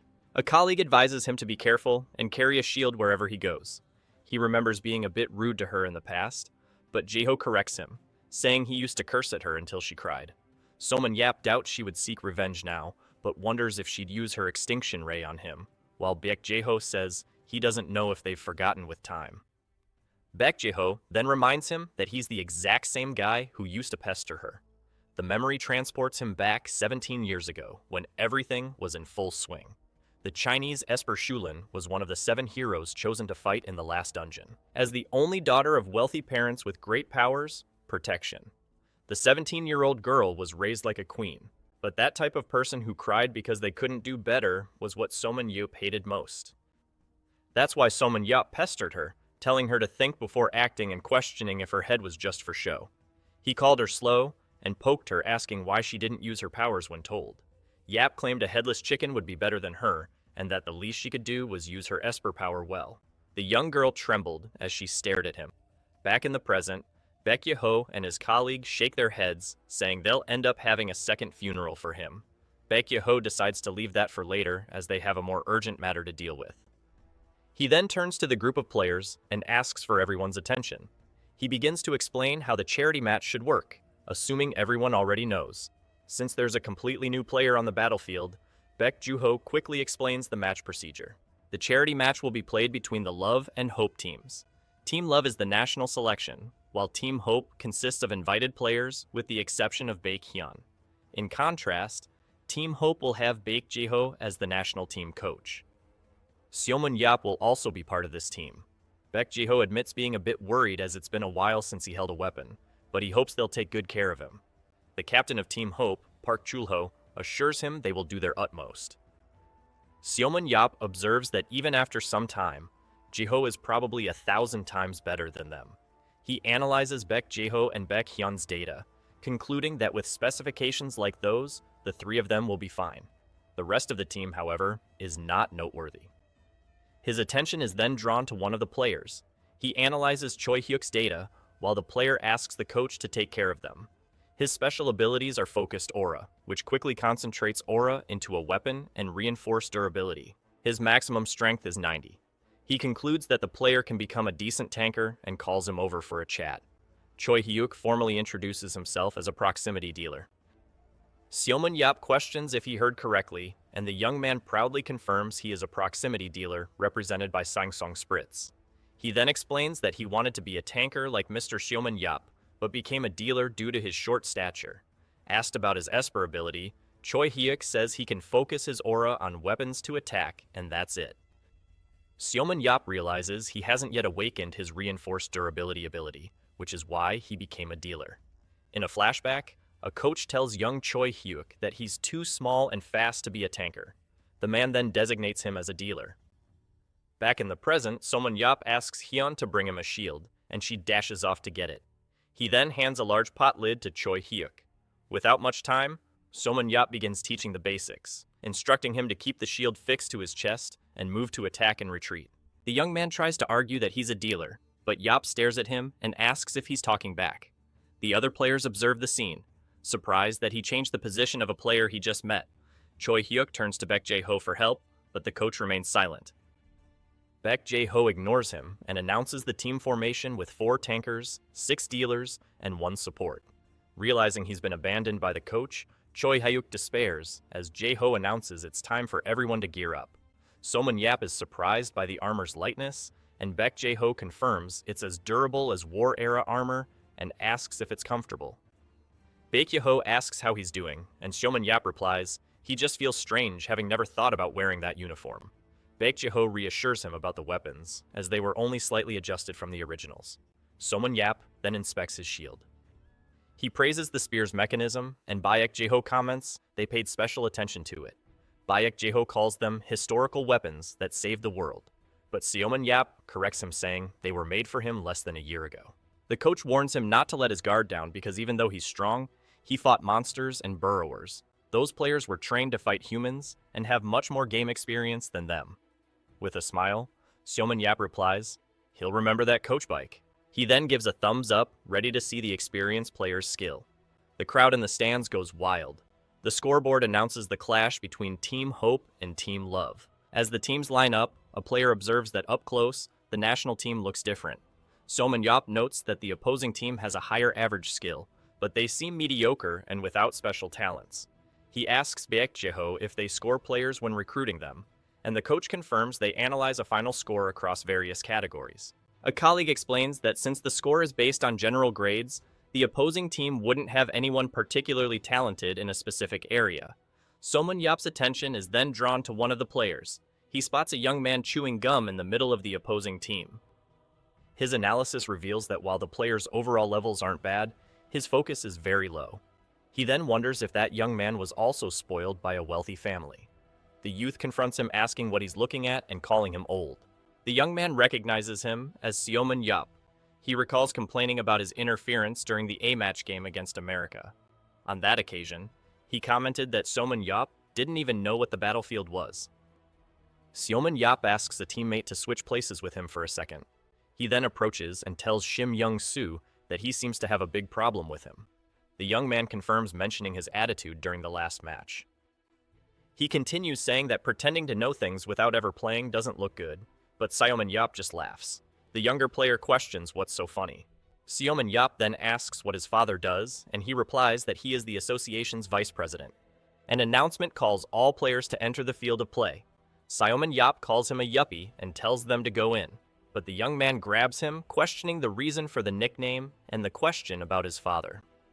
He replies he was curious what kind of father raised an idiotic bastard like him, reveals that having had a difficult past, he hates spoiled children without resilience. With a smirk, he makes an offensive gesture and states that thanks to the young man, he now feels motivated to participate in the battlefield, declaring the young man is dead. The player's entrance is announced as Seomun Yup's name echoes through the arena.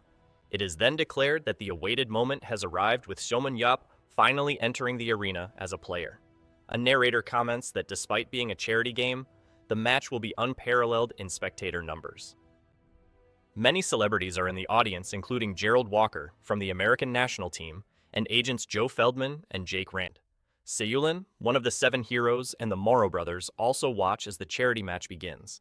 They then reveal that the field for the first match is the Spiral Cave of Aza.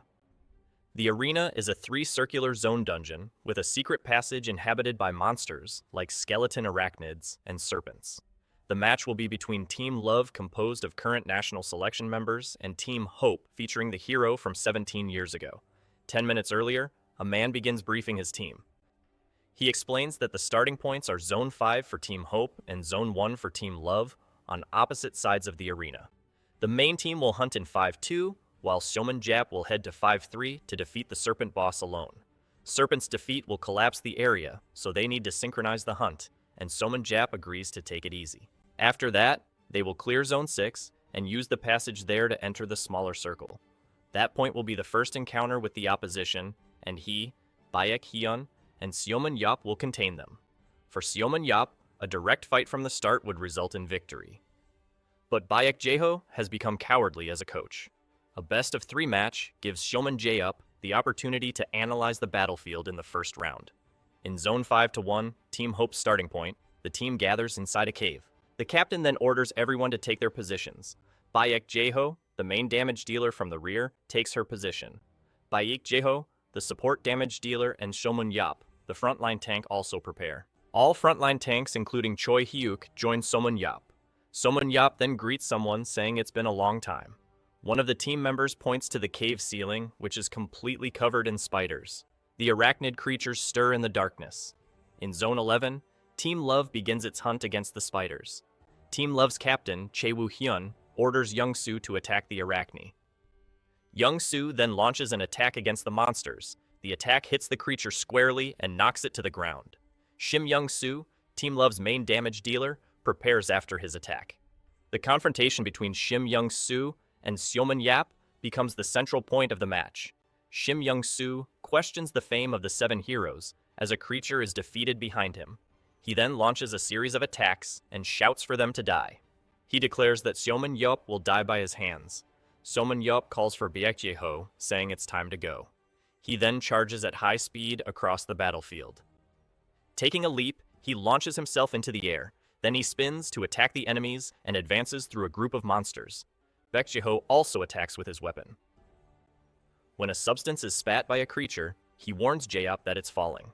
But Seomun Jae-up throws his shield downwards and uses it as support to stop the fall, claiming he caught it. Baek Jae-ho continues fighting, cutting down monsters around him. The commentators are amazed, calling them the legendary duo. The audience celebrates the fact that they instantly obliterated the arachnes, which are difficult to face in groups. Baek Jae-ho announces the ceiling is clear, complaining about his back. More spiders emerge, and he asks if they should clear those too. The duo then fights in perfect sync against the remaining creatures. Choi Hyuk watches the fight, remembering that arachnes aren't considered strong. Even with tough carapaces that make attacks useless, Somun Yup defeats them with ease. He quickly advances toward his next target, then he grips his spear firmly. Choi Hyuk realizes he's using his special abilities. He decides to use the focused aura skill on his shield, feeling a bit awkward since it's his first time. He then moves forward to test the technique on one of the creatures. As he approaches, he attacks the monster. And to defend himself, he blocks the counterattack using focused aura. Somun Yup observes Choi Hyuk's progress from a distance. With a smile, he states he can't just keep watching. A larger creature then emerges and charges to attack. Somun Yup braces himself and blocks the creature's attack with his shield.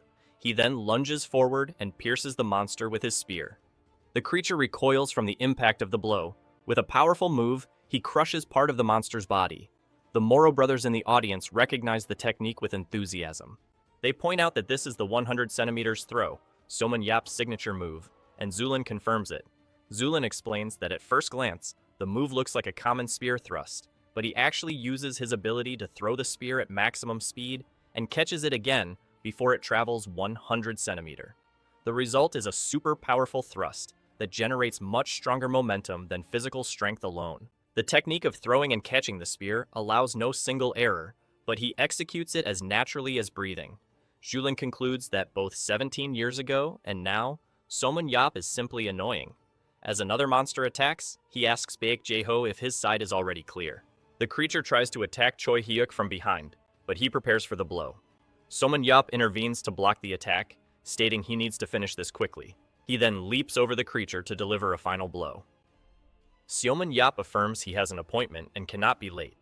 With Zone 51 clear, the captain congratulates the team on a good job. He then prepares to announce the next move, but notices Seomun Yup has disappeared. Choi Hyuk explains that he left to clear Zone 53 and told them to follow. The captain accepts the decision, trusting that even if impulsive, Seomun Yup thinks before acting. He then commands the team to advance to Zone 52. The scene shifts to Zone 53 where the environment trembles. There, Seomun Yup greets the zone boss, Serpent. He comments that their last fight feels like it was just yesterday. Preparing for battle, he fully concentrates on his opponent. He then challenges the creature to combat. The monster charges in a swift, direct attack. Seomun Yup slides across the floor to position himself. He braces his feet and shield on the ground enduring the impact. He holds firm and faces the creature. With a powerful upward strike, Seomun Yup hits Serpent's jaw. He maintains the attack's pressure with a determined expression. Seomun Yup turns and asks the team if they've arrived. He remarks that he thought they'd take forever to clear the area. The team watches him standing over Serpent's body, realizing he truly defeated him alone. He explains that the match system is about earning points to grow stronger, and they need those points. He then leaves the rest to the team and prepares to depart. He calls Baek, Jae-ho, and Baek Hyun to follow him. Seomun Yup reveals he has a great plan. The three players leave the main group and head towards Time More's hunting zone, avoiding monsters along the way. Seomun Yup remarks that Serpent almost died from a single blow. He goes on to explain the battlefield's hunting point system, noting they hadn't accumulated many points by killing only a few arachnes. Baek Jae-ho questions if his power is being influenced by his 110 mindset. He urges Seomun Yup, asking why he isn't giving orders if he has a plan, as they'll encounter Team Amor soon. Seomun Yup reveals his plan involves an opposing team player named Youngsu who has good skills but a poor mindset. He clarifies that if Youngsu isn't there, he'll observe the situation and then give orders, but if he is, the plan changes. Meanwhile, in Zone 12, Team Amor announces the end of their hunt. Team Amor's captain, Chae-woo Hyun, announces a formation change, splitting his teams for Zones 9 and 11. He then orders everyone to advance to their new positions. In Zone 9, Team Amor's 5-man squad begins facing more monsters. Shim Young-soo attacks one of the creatures with a powerful blow. He observes that his strategy of accumulating points all at once worked. Confident, he tells Seomun Yup to wait for him and commands his team to the next zone. While he believes he can defeat Seomun Yup with a single strike, a teammate warns him of imminent danger, but a shield hits him squarely, knocking him back with the impact. He touches his face, realizing the spear that grazed him is part of an ambush. He realizes it's an enemy team's trap.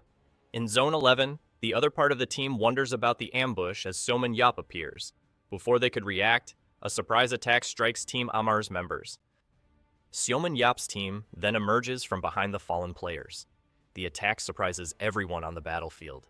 In a flashback, Seomin Yap instructs the rest of his team to take the opposite route and approach the enemy team after defeating Serpent. Seomin Yap instructs them to fight to the end against the national team players, promising to help them as soon as possible. The team then advances with determination across the battlefield. Baek-ye-ho notes, the throw was blocked. Seomin Yap replies, he shouldn't go so hard on the kids right from the start. He then wishes Baek-ye-ho good luck, who asks to be thrown at once. Seomin Yap prepares to launch his teammate towards the opposing team. With a swift and powerful move, he hurls Baek-ye-ho through the air. Next, he positions himself to throw his shield once more. He throws it with great force right behind his teammate. The shield travels at high speed following the same trajectory. In the air, Baek-ye-ho intercepts the shield to use it in his attack. Team Amar's captain realizes Young-soo is the target and orders everyone to protect him. Shim Young-soo is quickly surrounded by his teammates. Baek-ye-ho then teleports and attacks Team Amar's tanks, who were his true targets. One of the opposing players shouts for everyone to focus and get the coach first. But Baek-ye-ho is hit by an unexpected attack. The Team Amar player orders them not to stop attacking, needing to end the fight before the teleport cooldown. Baek-haeon yells for her father and pulls him out of danger with her whip. She then launches herself into battle, announcing her arrival. Advancing through the air, she prepares for the attack. In an agile move, she uses the whip to propel herself. Seomin Yap then appears and blocks the attack meant for Baek-ye-ho. He asks his teammate if it was exciting, and Baek-ye-ho merely responds with disdain. Seomin Yap announces they've now taken down all the tanks. The trio gathers, and he asks if it's now a 3-on-3 fight. The remaining Team Armor players react to the new situation. Seom and Yap then proposes that each chooses an opponent to fight. Shim Young-soo confronts the challenge that was thrown. Executed. The commentators praise the strategy of feigning an attack on Young-soo to eliminate 2 players and make a clean escape. They also highlight Seomin Yap's historical first move, controlling the spear to stop the attack on Baek-ye-ho. A narrator describes him as a true tactician for using a common ability to its fullest potential. Then, while the commentators speak, Seomin Yap hurls Baek-ye-ho once more. Baek-haeon rapidly advances in pursuit of Shim Young-soo, while the last Team Amor player follows them. Nathan Bernard from the opposing team attacks, and Baek-haeon leaps to dodge. Seomin Yap then appears behind Shim Young-soo and questions him. He then hits him in the face with the shield. Next, he throws the shield, hitting him in the head and knocking him to the ground. Seomin Yap approaches the fallen opponent. The opposing team realizes all 5 of their teammates have been eliminated. Team Amor's captain cannot believe they've already defeated all 5. He becomes frustrated by the unexpected situation. He then orders everyone to attack to turn the game in their favor. Choi Hyuk prepares to face one of the remaining players. In a flashback, Seomin Yap teaches Choi Hyuk the basics of shield usage. Back in the present, Choi Hyuk applies the teaching and blocks the opponent's attack. The Team Armor player sees an opening after the weapon's impact. Choi Hyuk dodges his opponent's rapid attacks. Team Amar's captain wonders how an improvised tank could have such solid defense. He then fires an attack against what he calls a fake tank. The captain advances for a final blow and Choi Hyuk rushes to block. Seomin Yap intervenes and defeats Team Amor's captain with a quick attack. Seomin Yap praises Choi Hyuk's good work and tells him to leave the rest to them. He then declares they'll finish in 5 minutes to move on to the next match. Team Hope wins the first set 8-0, and player Baek-ye-ho is announced as MVP. A player rushes into Team Hope's waiting room and congratulates the coach on an incredible play.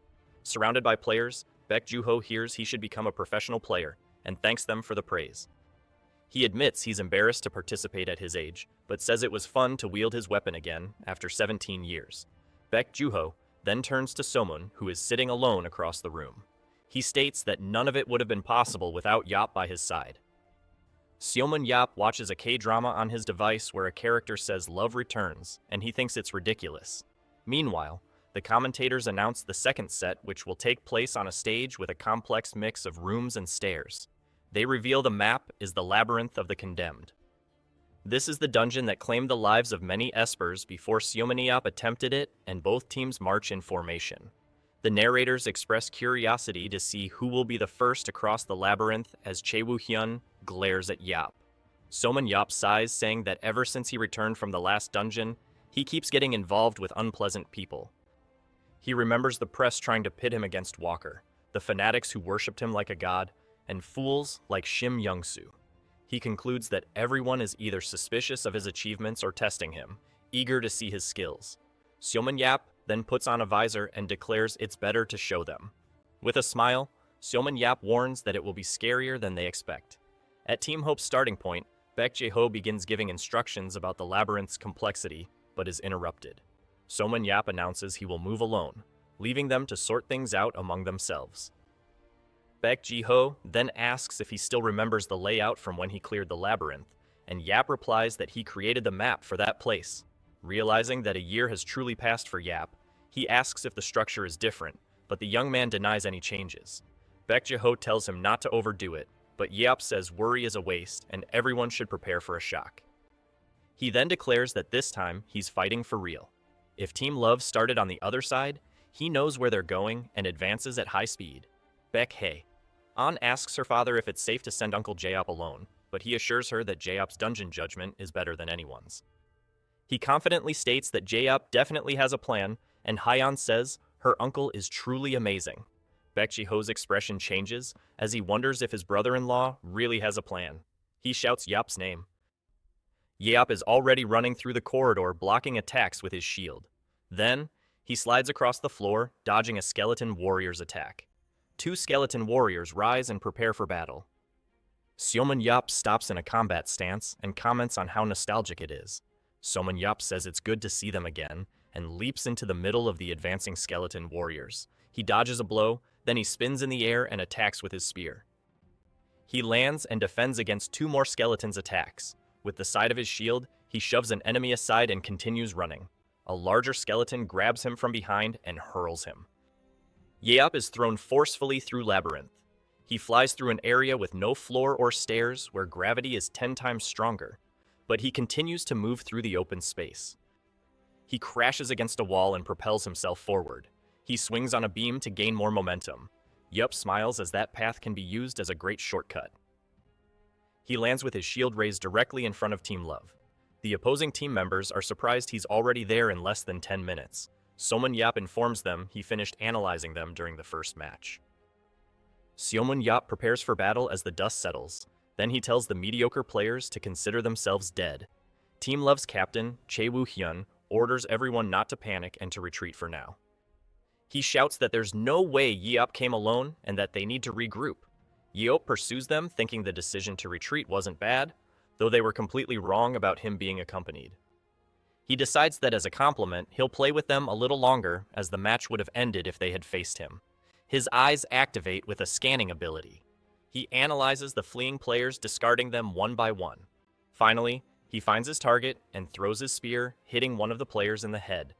The hit player disintegrates, and the system announces Seoman Yeop's first elimination. Yeop reaches out, knowing the player couldn't have dodged the attack. He regrets not being able to retrieve his spear, but realizes the rest of the team has already fled. Looking at the structure above, he decides to go there. Team Love regroups in another part of the map to catch their breath. Chae Woo-hyun curses at being caught off guard, but a teammate suggests it would have been better to fight since Yeop was alone. Chae Woo-hyun explains they had no way of knowing he was alone and that they need to be on guard in all directions. The commentators observe that Seoman Yeop has reached higher ground and wonder what he might be planning. He calculates their movement and the time that has passed since their retreat, concluding that this is a good spot. Seoman Yeop then smiles, assuming they must be around there, and says a 50% chance won't hurt. He holds his spear firmly and prepares to throw it. With a smile, he says the word love. Then he prepares to launch his weapon, and he throws it with force, shouting that love returns. A projectile streaks through the labyrinth at high speed. The assault tears a path through the area's structure. Team Love members look up as they see something emerging from the ceiling. Seoman Yeop's spear falls right in the middle of their group. Chae Woo-hyun stares at the weapon stuck in the ground and wonders where on earth it came from. The commentators announce that an unbelievable scene has just occurred. The system confirms Seoman Yeop's second elimination, and he remarks that he was right about the 50% chance. The narrators declare that it was the most impressive elimination in the entire history of the Korean battlefield. Smoke dissipates around Team Love, who were caught off guard by the attack. Shim Young-soo yells that enough is enough with retreating and that they need to fight, asserting that Seomin Yop is definitely alone. Chae Woo-hyun tries to calm him, but Young-soo insists that, while they stand still, the other team is freely hunting. The captain explains that they have fewer players now, and dividing their power would be a mistake. But Young-soo demands to know the plan. Seomin Yop lands on a beam above them, asking if there's a division and calling them a bunch of cowards.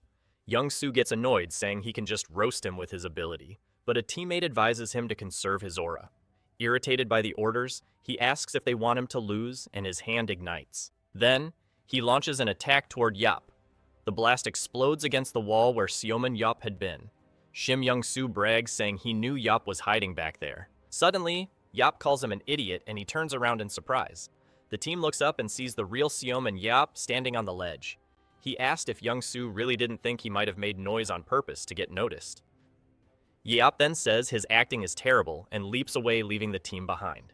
Shim Young-soo is shocked his ability was blocked so easily, but his teammate points out that he unleashed the attack with full force.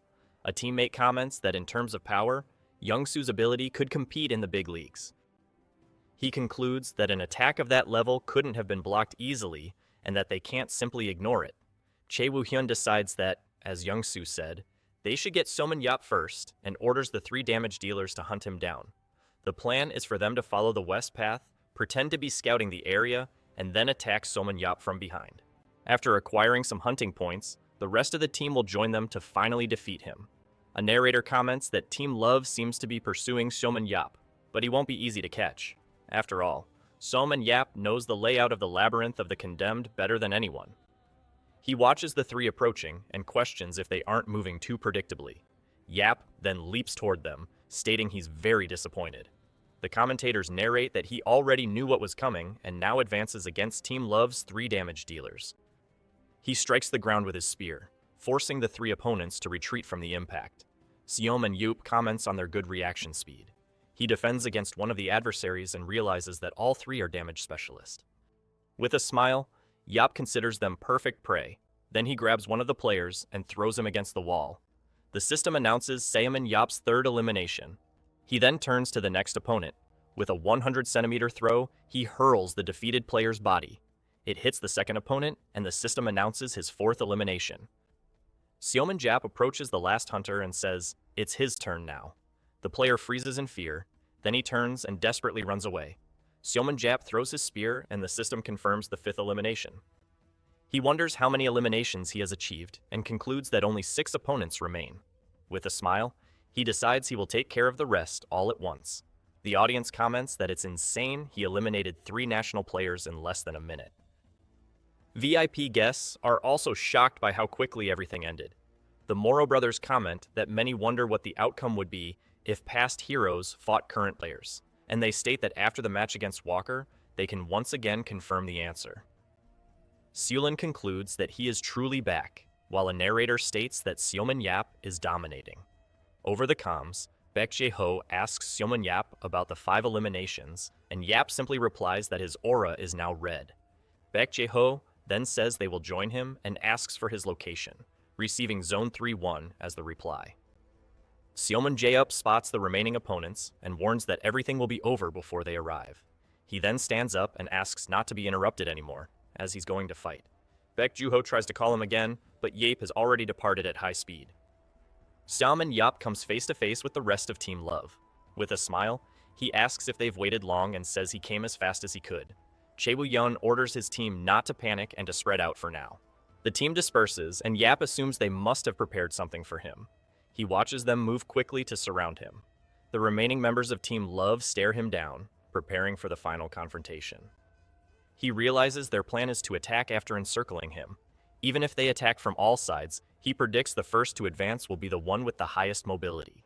A player advances, and Eop's analysis reveals he possesses the instant acceleration ability. The opponent uses his instant acceleration, which continuously increases his movement speed for 30 seconds. Seomin Yop blocks the attack, noting it's a good ability that momentarily boosts agility and speed. For 30 seconds, he can move faster than any other Esper. but they never thought about why they keep failing in league. The opponent is surprised he dodged, but no matter how fast he becomes physically, it doesn't affect his mental calculation rate. With a single blow, Shounen Yap defeats him, and the system announces his 6th elimination. Chae Woo-hyun shouts for Shim Young-soo to use his explosion sphere. Young-soo then launches a series of attacks and yells for Shounen Yap to go to hell. With Yap's vision obscured, one of the players advances. He shouts for Ji-hyun to go in and attack. The player runs toward the smoke. Suddenly, Shounen Yap attacks him from above. The system announces the 7th elimination, and the 2 remaining players are stunned by what happened. Shounen Yap then grabs the 2 spears he had recovered. With a swift motion, he attacks the last 2 opponents, and the system announces the 8th and 9th eliminations. He then turns and walks away from the defeated players' bodies. Shounen Yap lowers his spear and prepares for the final confrontation. He faces the 2 opponents and asks if it's just them against him now. Chae Woo-hyun and Shim Young-soo tremble, and the captain comments that this is even worse than their match against France. Chae Woo-hyun's analysis shows that his special ability is deceleration. Shounen Yap says his ability isn't bad, but his Esper ability is mediocre compared to foreign players. He then turns to Young and says he'll handle things here somehow. Yap asks what they're talking about and advances, attacking Chae Woo-hyun. The system announces Shounen Yap's 10th elimination. He then asks Young-soo if he's the last one left. Young-soo backs away, telling him not to come closer, but Yap continues to advance. With a shout, he charges his last opponent, shield raised.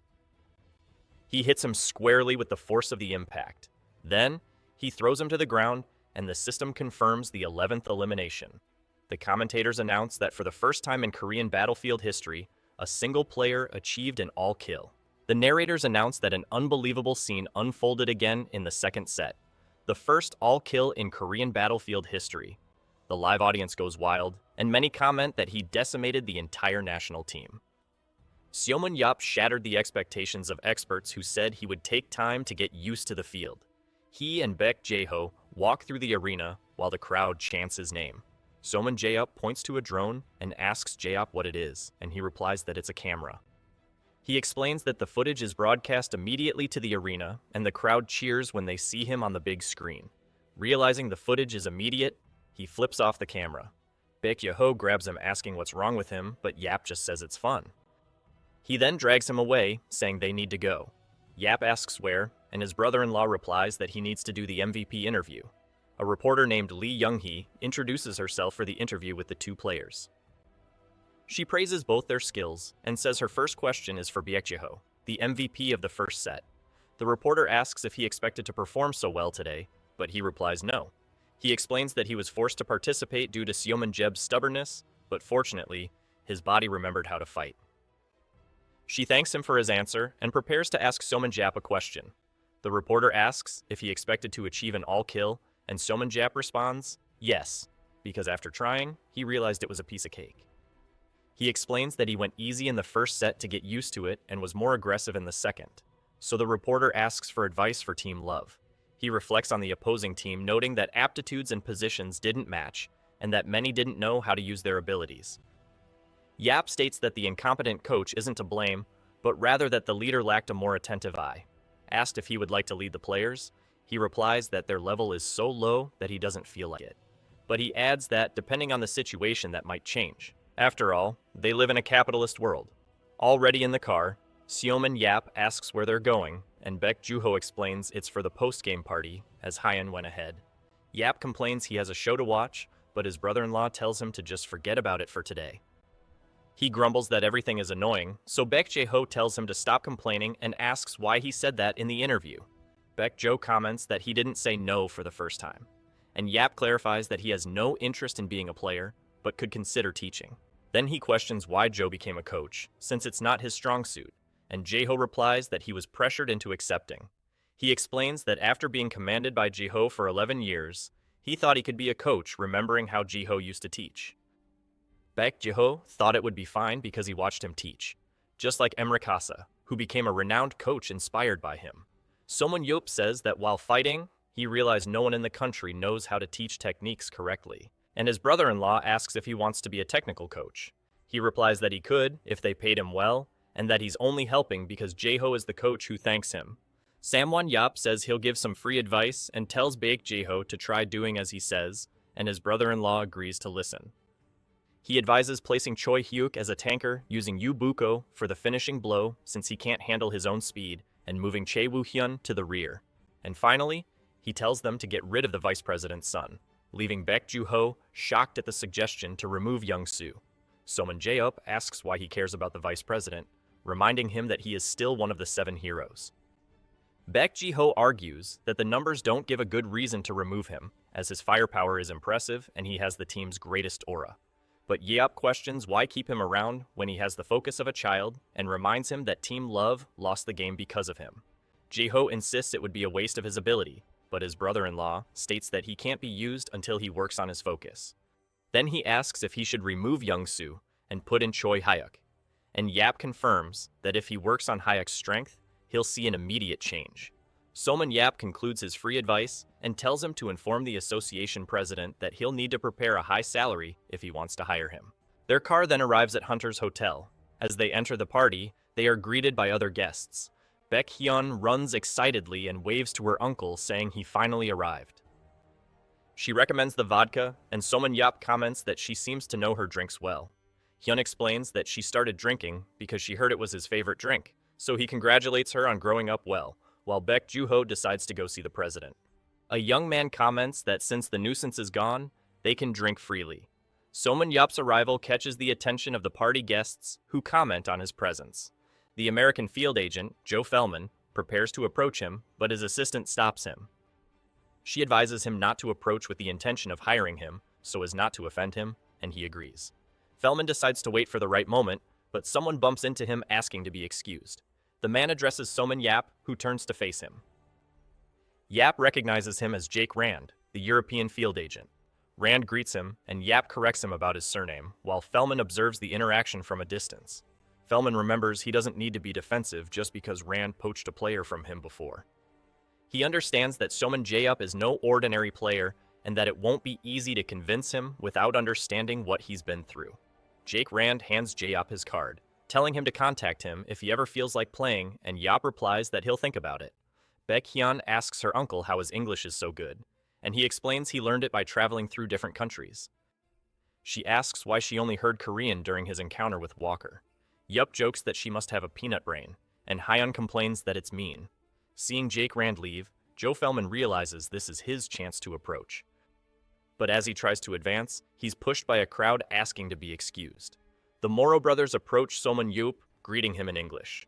They praise him as the best esper in the world, and he replies that he also knows French. Yeop recognizes them as the French arms-dealing brothers, much to their surprise. Baek Hyeon whispers that they own Paris Lumiere, the best battlefield team in the world.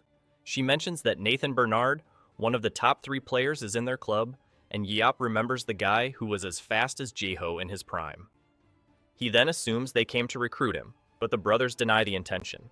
They explain that they know he would never do something he didn't want to, but it would be an honor to have him on the team.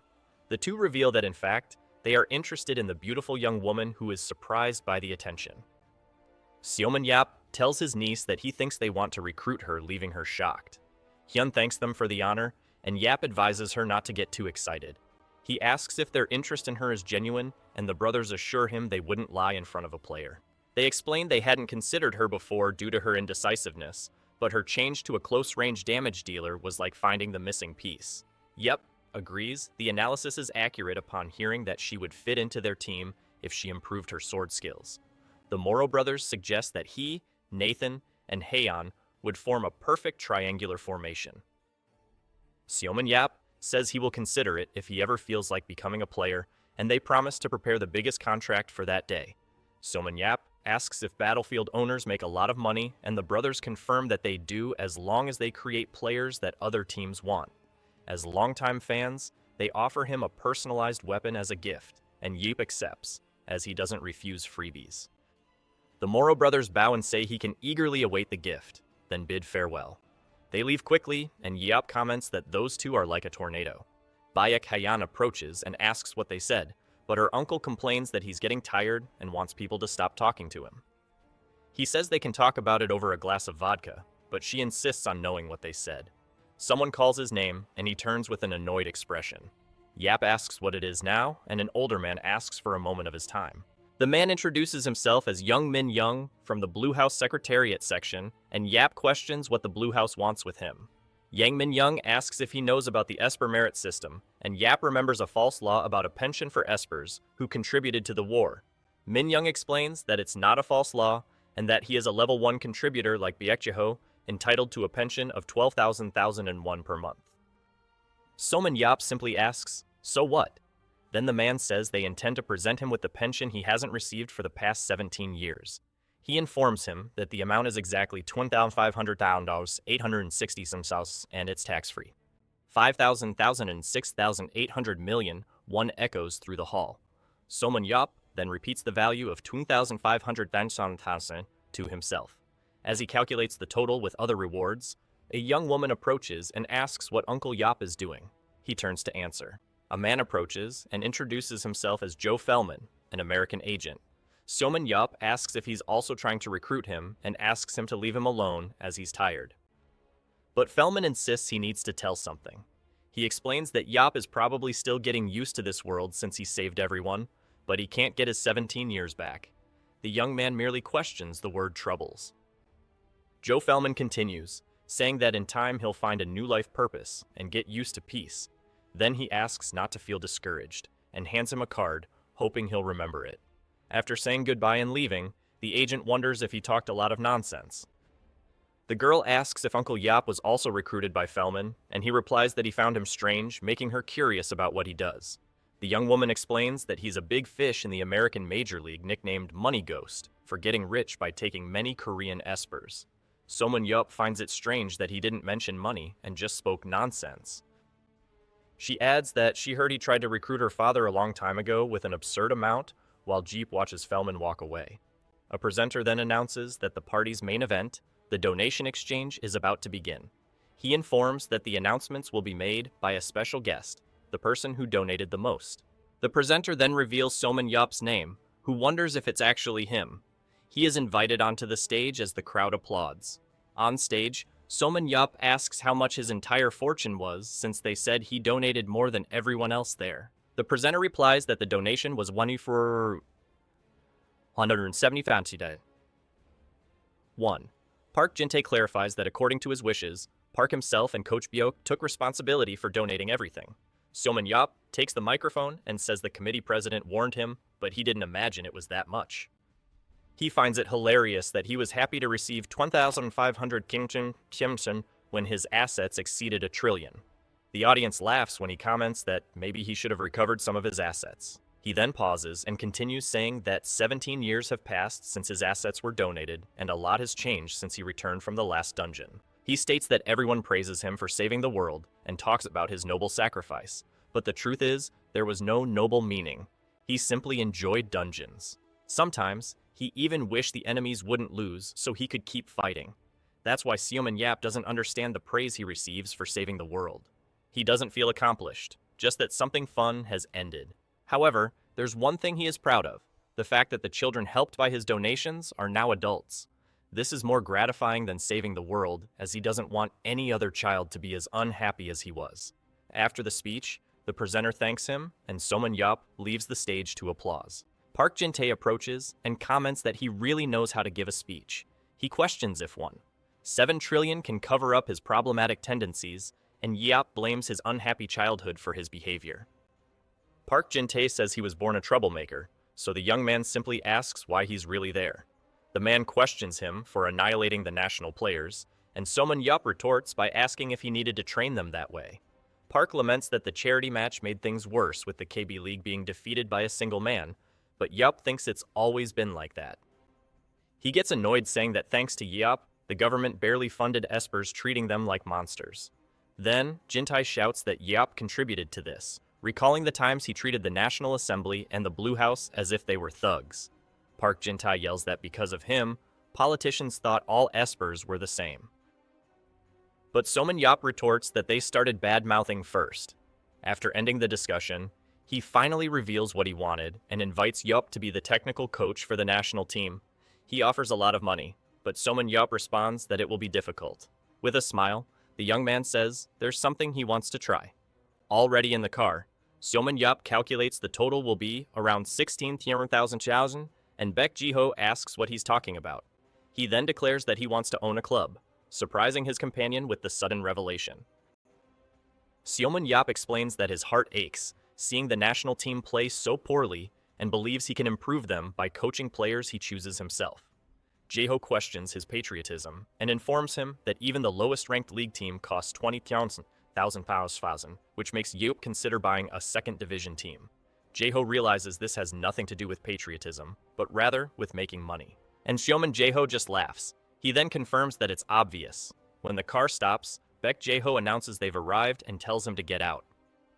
Seomun Yap pauses as he exits the car, and his companion asks what's wrong. He then spots a woman standing further down the street. The woman stares back at him. Baek Yeho recognizes her as Seulin and asks what brings her there, and she replies that she has business to attend to. Seomun Yap simply asks what it is. He realizes he can't decipher her expression, unlike in the past. He decides to check her status to better understand the situation. He notes that most of her abilities are maxed out and that she has a new one called Location, realizing how much stronger she has become. Seomun Yup turns to her and asks what brings her there, questioning if she came to kill him. She admits she thought about killing him when she learned he became immortal, but she states that's not why she's there, and he doubts she would let her. He advises her to forget old grudges since she's alive, but Shulin replies that her grudges are already gone, and that she has forgiven him for how he treated her. He then asks why she came there. She reveals she just wanted to see with her own eyes that he was truly back. After confirming, Shulin turns to leave, leaving Seomun Yap and Baek Jaeho confused by the sudden visit. As she walks away, the true reason for her coming comes to light. In a flashback, Seomun Yap reprimands her, asking if he should kill her right there. Young Shulin just wanted to go home, feeling she had reached her limit. Suddenly, something happens and makes her look up. A large stone monster rises in front of her. Shulin realizes she needs to hurry and use her extinction ray, but she is too exhausted to use the ability. Then, the creature is suddenly destroyed by an attack. Seomun Yap appears beside her and asks if she can no longer defeat something like that. He then asks if she's okay. The young woman remains silent for an instant. Back in the present, Shulin confirms to herself that he truly returned. Seomun Yap celebrates seeing the deposit in his account and wonders which club he should choose. Baekya asks him if he knows how to use the banking app and if he's really going to buy a battleground club, and Yeop confirms it. As he browses his phone, Yeop says he's thinking of investing as a hobby, and Jaeho warns him about the high cost. Baek Jaeho then offers to buy him a KB1 League club, stating it's the least he can do. But the young man refuses, saying he doesn't want his money and asks what KB7 is. His companion explains that the KB7 League has matches between 7-player teams and is cheaper to maintain. Seomun Yap asks if that league also has many players, and Joe clarifies that the more skilled ones prefer KB2. He then decides he wants to buy a KB2 team, and that he should do it soon. Yup reveals he hasn't researched any teams yet and will ask the association president. He then calls the president and shouts into the phone that the idea is great. The president supports him, saying he'll gladly welcome him if that's why he turned down the coaching position, but Yeop asks him to speak softer. He asks if there are any clubs for sale, and Park Jin-tae replies that there are 3 open to offers and 1 that urgently needs to sell. The young man shows interest in the proposal, then he asks which club it would be. Upon arriving in front of the Incheon Battleground Stadium, he questions if that's the place. Seomun Yap observes the stadium's big screen, which announces the match between GT and Hanjong. He then wonders if the team is from Hanjong Industry. The battle arena is revealed to the crowd. The audience cheers in support, with some provoking the Hanjong team. Already seated in the stands, Seomun Yap believes no one will recognize him in his disguise. But the people around whisper about his appearance and decide to move away as a precaution. He just laments, hoping to find at least one useful player, since the secondary league must be worse than the national team. An announcer proclaims the entry of both teams into the GT Knights and Hanjong Industry. Seomun Yap begins his analysis and considers the first player terrible.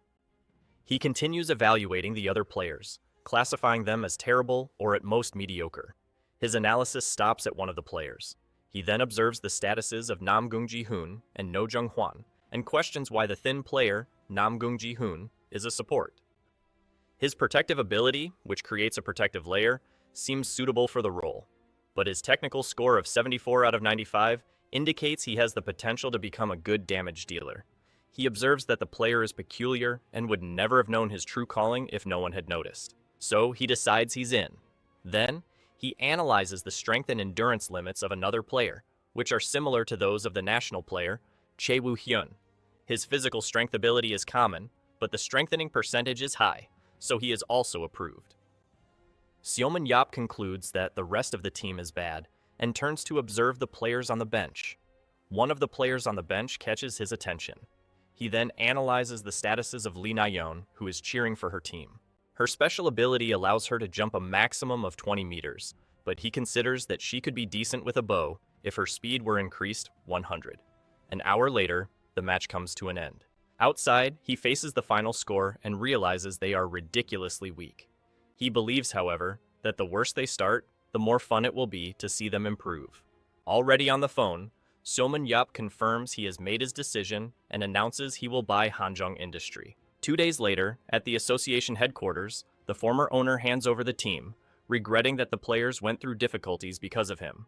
Seomin Yop shakes his hand and promises that he will build the ultimate team, receiving a vote of confidence. The former owner then concludes, saying he will sincerely root for him. A news report states that Seomin Yop bought Hanjong Industry for $519,000, generating various online comments. In front of the association, Park Jin-tae congratulates him on being the new owner, but Yeop downplays the purchase, and the older man retorts that a club is not toy. He then asks how Seomin Yop intends to manage the team. The young man replies that for now, he will let them do what they were already doing, and that he will check on the players soon. Park Jin-tae says goodbye, and as he leaves, asks if the vehicle he sees is a new acquisition. Seomin Yop explains that he will need to get around and can't just ask Ji-ho to drive him everywhere. He reveals that he bought the motorcycle with the change left over from the club purchase. Then he speeds off. On Gyeongbu Highway, he weaves between cars that honk at him. A driver complains about a lunatic riding a motorcycle on the highway and points out that he's not even wearing a helmet. Seomin Yop continues speeding down the road. Another driver watches him pass and then recognizes him as Seomin Yop.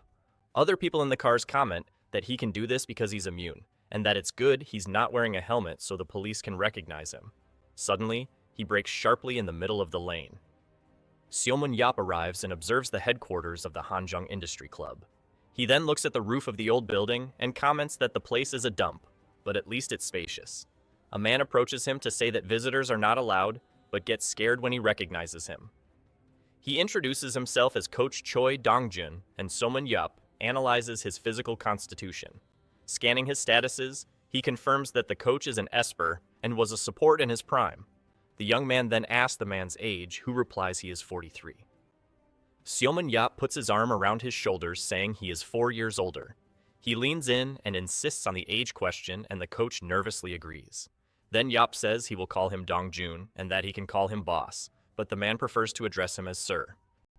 He asks Dong-jun to show him the building. The coach guides him through the facilities and informs him that the club has 14 players. Seomin Yop considers the number ridiculous, but is relieved that they have the necessary facilities, even if old. Finally, Choi Dong-jun opens the doors to the training arena. The new owner finds the place large but worn and asks why there are only 11 training modules for 14 players. The coach explains that the modules are very expensive, so they barely manage to buy 11 for the main players. Seomin Yop observes the arena, noting that although the coach isn't the worst, the biggest problem is the players. He then decides that he will start meeting with the players, surprising the coach with his haste, and asks him to bring the listed players as he wants to see them right away. In the lounge, Seomin Yop introduces himself to the players as the new owner of the club. A young woman named Lee Na-yeon introduces herself, saying it's an honor to meet him. He extends his hand and comments that she must have been practicing with the bow lately. Surprised, the girl asks how he knew, and he explains that he can tell by the calluses on her hands. Seomin Yop states that she must have many worries as her skills don't improve no matter how hard she tries.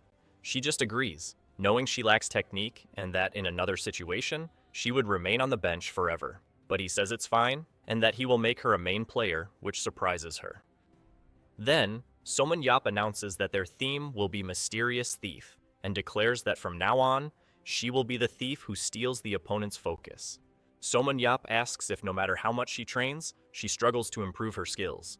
Lee Neon agrees, saying she no longer has hope. With a smile, he points at her and says she's out. She then starts to worry if she'll really be expelled for agreeing with him, but he reassures her, saying he won't expel her. He reaffirms that he will turn her into a main player, and she asks if he truly meant it. Seomin Yap confirms and says that in his opinion, she has a specific skill, and the girl questions if it's her archery skills.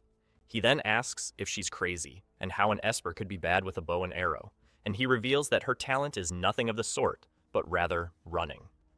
She merely repeats the word running, and he instructs her to focus on perfecting her running to use it with her jumping ability. He explains that if she shoots arrows while doing this, she can steal the opposing team's kills and escape when they advance. The young woman asks if he wants her to harass the opposing team, and he confirms, saying she should just harass them. The team's new owner explains that they won't be able to ignore her, but she'll be too fast to catch. He concludes that her job is to annoy the opponent, which is part of the fun of games. She then asks if she can really become a main player, and he guarantees that if she performs well, she could even join the national team. Lee Neon asks excited if what he said is true. She leans on the table and insists on knowing if he really meant it, and Soman Yup simply confirms. The young woman repeats to herself the words, main player and national team. Then she thanks him and promises to do her best, and he asks her to leave and call Namgung Ji-hoon to come in. The door opens, and a voice announces that it's entering. Soman Yup simply authorizes entry. Namgung Ji-hoon introduces himself as the team's support, saying it's an honor to meet him. He then asks why the new owner wanted to see him, as he heard he was interviewing the players. Soman Yap informs him that he is no longer a support. The player is shocked and retorts that he is indeed a support, but Soman Yap denies it, and Ji-hoon insists there must be a mistake. But the new owner reaffirms that from that moment on, he is no longer a support. Ja-hoon wonders why he was called just to hear that, while his attributes are shown. Sumin-yup explains that in his opinion, he is better suited to be a close-range damage dealer, leaving the player stunned. He continues, stating that the player has talent for sword handling, and Ji-hoon asks if he watched his matches. After saying he slept during the games, Soman-yup corrects himself, but Ji-hoon argues that his reaction speed and agility are too low. Soman-yup explains that this happens because he always stays behind using only his skill, but Ji-hoon defends that being a support is not a pathetic position. He then gets irritated and asks if the player thinks he knows more than him, and the young man replies no.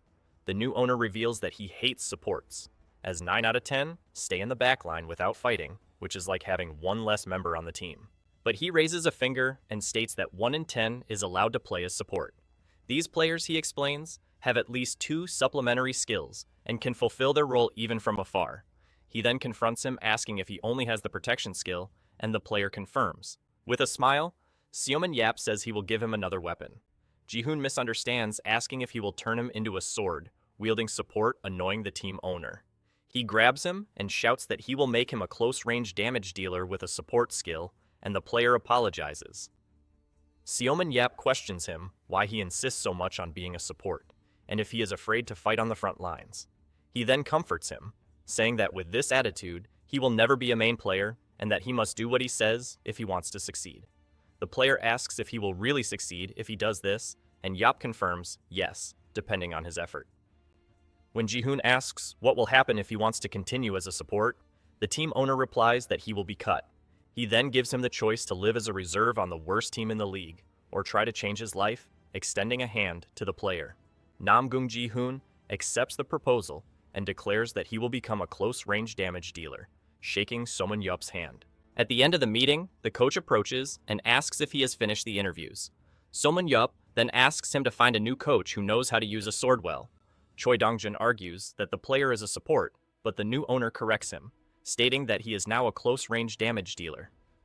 He also instructs him to prepare to teach Lee Neon how to run, and Dongjun questions if this will be effective. Before leaving, Yop orders that the first team's stamina be increased, as they had none compared to the GT Knights. The coach bids him farewell, wishing him a good trip home as he prepares to depart. Outside, Soman Yap pauses for a moment. He then looks at the building sign and wonders what name he should change the teams to. The next day, the scene takes place in another location. Seomun Yap rests his head in his hand. Baek Jae-ho approaches, commenting that it's strange to see him so pensive, and the young man asks not to be disturbed. Joe points to the turned-off TV and asks if his concern is because of Hanjong Industry. He then questions if he isn't going to recruit more players as the team only has 14. Someone Yup suddenly stands up, startling his companion, who insists he should recruit more people. Baek Jae-ho asks where he is going, and Seoman Yup merely repeats the word recruit. He approaches the window and states that he should recruit. Looking outside, he says that he happens to have a bunch of loudspeakers right there. A crowd of men is gathered outside, whispering among themselves. Seoman Yup opens the sliding door and calls for Dongjin. Already on the phone, he warns that they will recruit some players. He asks if there's any reason not to, and the coach explains that they barely have funds to maintain the place. Seoman Yup calls him stingy and promises to buy modules if they choose new players, surprising Dongjin. He questions the reason for such a fuss, and the coach reveals that a module costs about 200 Manhuas. The new owner gets annoyed with the cheap team, saying that's not much, and Choi Dongjin apologizes. He leans on the railing and orders the recruitment announcement to be published quickly. Then, he jumps from the balcony and says to leave the announcement up for 3 days. After landing, he hears Dongjin question if 3 days isn't too short a time. The coach argues that they would need a month, but Jop insists on 3 days as he has an idea. A group of men talks outside while drinking coffee. A wooden gate opens. Seoman Jap greets the men outside, calling them reporters. He positions himself in front of the group, who question him about an interview and if he intends to become a player. Then he says he will answer everything, but they need to do him a favor in return. One of the reporters asks what the favor is, and Yap replies that it's nothing major. He announces that his team is holding an open player selection for 3 days and asks them to write that the team desires many candidates. Over the phone, Dongjin excitedly reports that applications are pouring in non-stop. Seoman Yap, riding his motorcycle, asks if they've already received a few thousand applications. The coach denies it, explaining they've just passed 70 and capable espers aren't that common. Yap simply asks them to print the resumes, as he will choose the players himself. Dongjin then throws a stack of papers on the table, announcing those are all the applications. Seoman Yap says he will take a quick look to select some candidates for interviews. It's explained that after awakening, espers undergo a physical exam at their respective associations. This test calculates individual strength, agility, and aura levels. Seoman Yap complains about the low numbers on the resumes, comparing them to his own test results. Annoyed, he crumples the papers, unable to identify hidden abilities with just that information. He starts analyzing the resumes again, hoping to find someone useful. Suddenly, one of the resumes catches his eye. He examines the profile of Jo Seung-ho, a 22-year-old delivery man. His physical attributes are only 1.5 times greater than an Olympic gold medalist's, but he possesses the ability to transfer objects and vision to others. With a smile, Seoman Yup comments that it seems they have an interesting candidate. Then, the interview day arrives at Hanjong Industry headquarters. The first candidate introduces himself enthusiastically, declaring he is a big fan of Mr. Seoman Yup. During the interview, Yap notes Kim Jin-ho's resume states he played in high school, and the young man confirms he quit after graduation. He then asks if by applying, he had changed his mind. But the candidate reveals he just wanted an autograph, and an annoyed Seoman Yap tells him to leave. Seeing the man's confusion, he repeats for him to get out. The candidate threatens him, asking what will happen if news of how he treats a fan leaks. Then, a cell phone is thrown, hitting his head hard. Seoman Yup challenges him to tell everyone the team has a crazy owner as the man falls to the ground. While the candidate pleads, he simply asks for the next person to come in. The other candidates in the waiting room see the scene and wonder what's happening after hearing an explosion. The next to be called is Mr. Jo Seung-ho, who gulps. He enters the room and introduces himself formally. The coach then questions how he managed to pass the selection process with such low stats. The coach asks why that candidate is there, but Seoman Yap just smiles. Using his scanning eyes, he analyzes Jo Seung-ho's stats.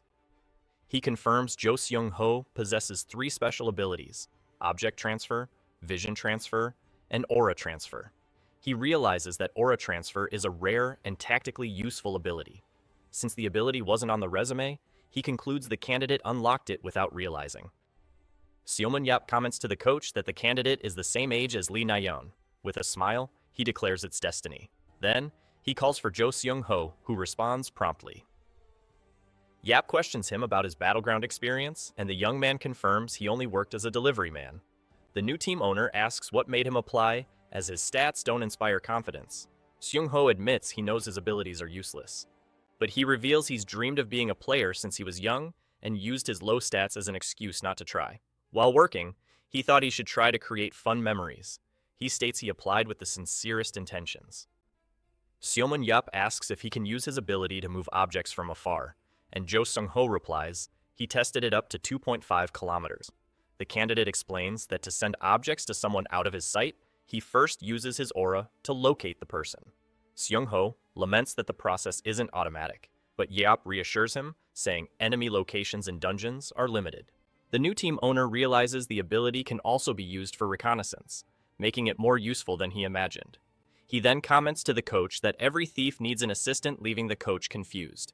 Seomun Yap confirms the candidate's name and informs him that he's in. Jo Sung-ho thanks him excitedly and asks if he's serious. Seomun Yap declares he will become a great partner for Lee Na-yeon, surprising the coach. He stands up and announces that the two will be the team's main players and proclaims that from now on, they will show opponents a match that will drive them crazy. To celebrate the team's new beginning, everyone is invited to eat, drink, and have fun. The players toast and celebrate together. Seomun Yap watches the team, who seem to be in good spirits, and a player approaches to greet him. The young man introduces himself as the captain of Hanjong Industry, No Jung-won. Seomun Yap analyzes No Jung-won's stats and remembers seeing him in the previous match. He considers him a tanker with no special traits, but qualified for the team, and the captain thanks him for the investment. On behalf of the team, Young-hwan promises they will do their best, but the new owner tells them not to worry, as he doesn't expect immediate results. The captain then bows in thanks, saying he will count on him. Seomun Yap observes the young man, considering him a perfect and diligent captain. He then spots Lee Na in talking and laughing with the other players. With a gesture, he calls Lee Na in and Jo Sung-ho closer. The girl confirms they've already met and excitedly says they are the new duo and are the same age. Yeop says they should get to know each other better, as they will be thick as thieves from now on. He explains that every thief has someone who brings them information from the shadows, leaving the two confused. Then, Seomun Yup reveals that Seung-ho will be responsible for working from the shadows.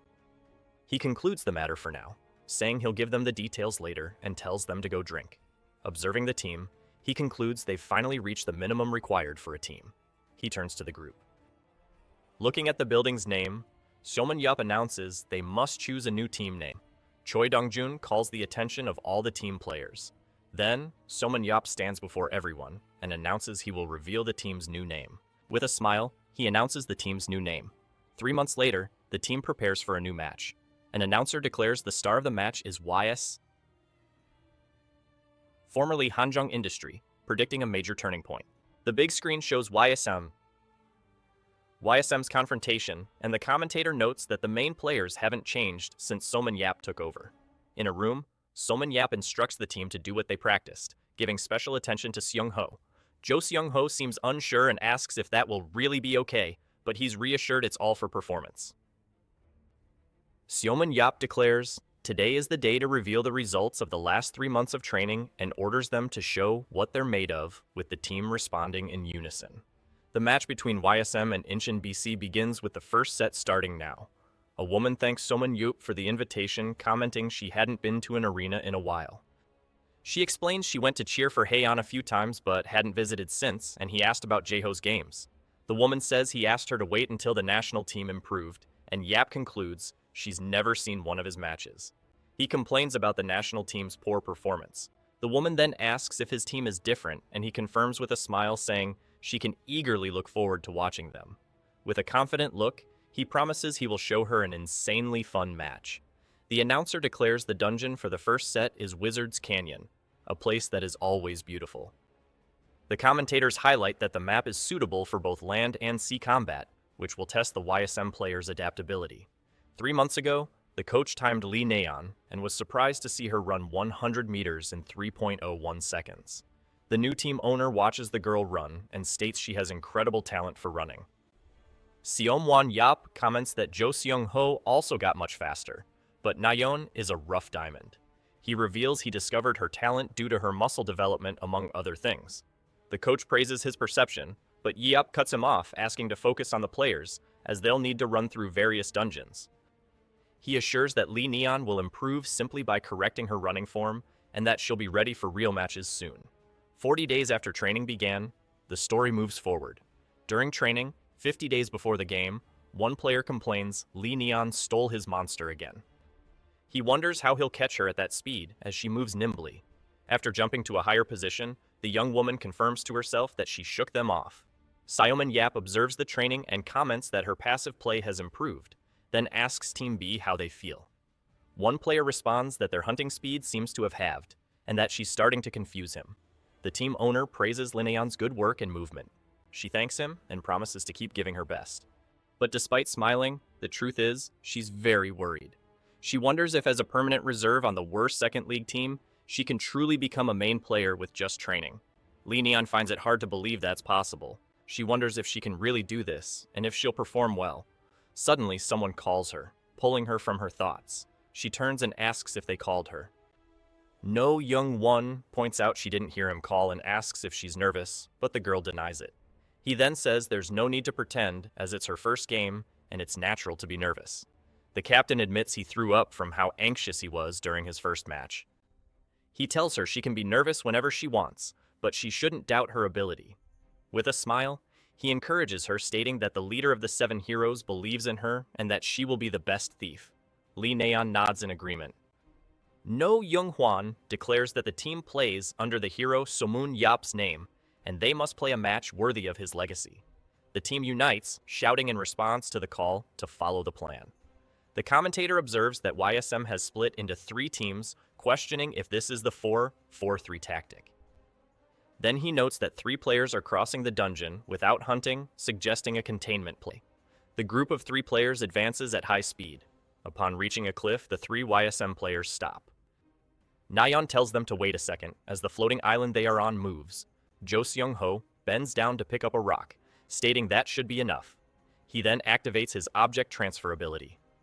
A portal opens in front of the group.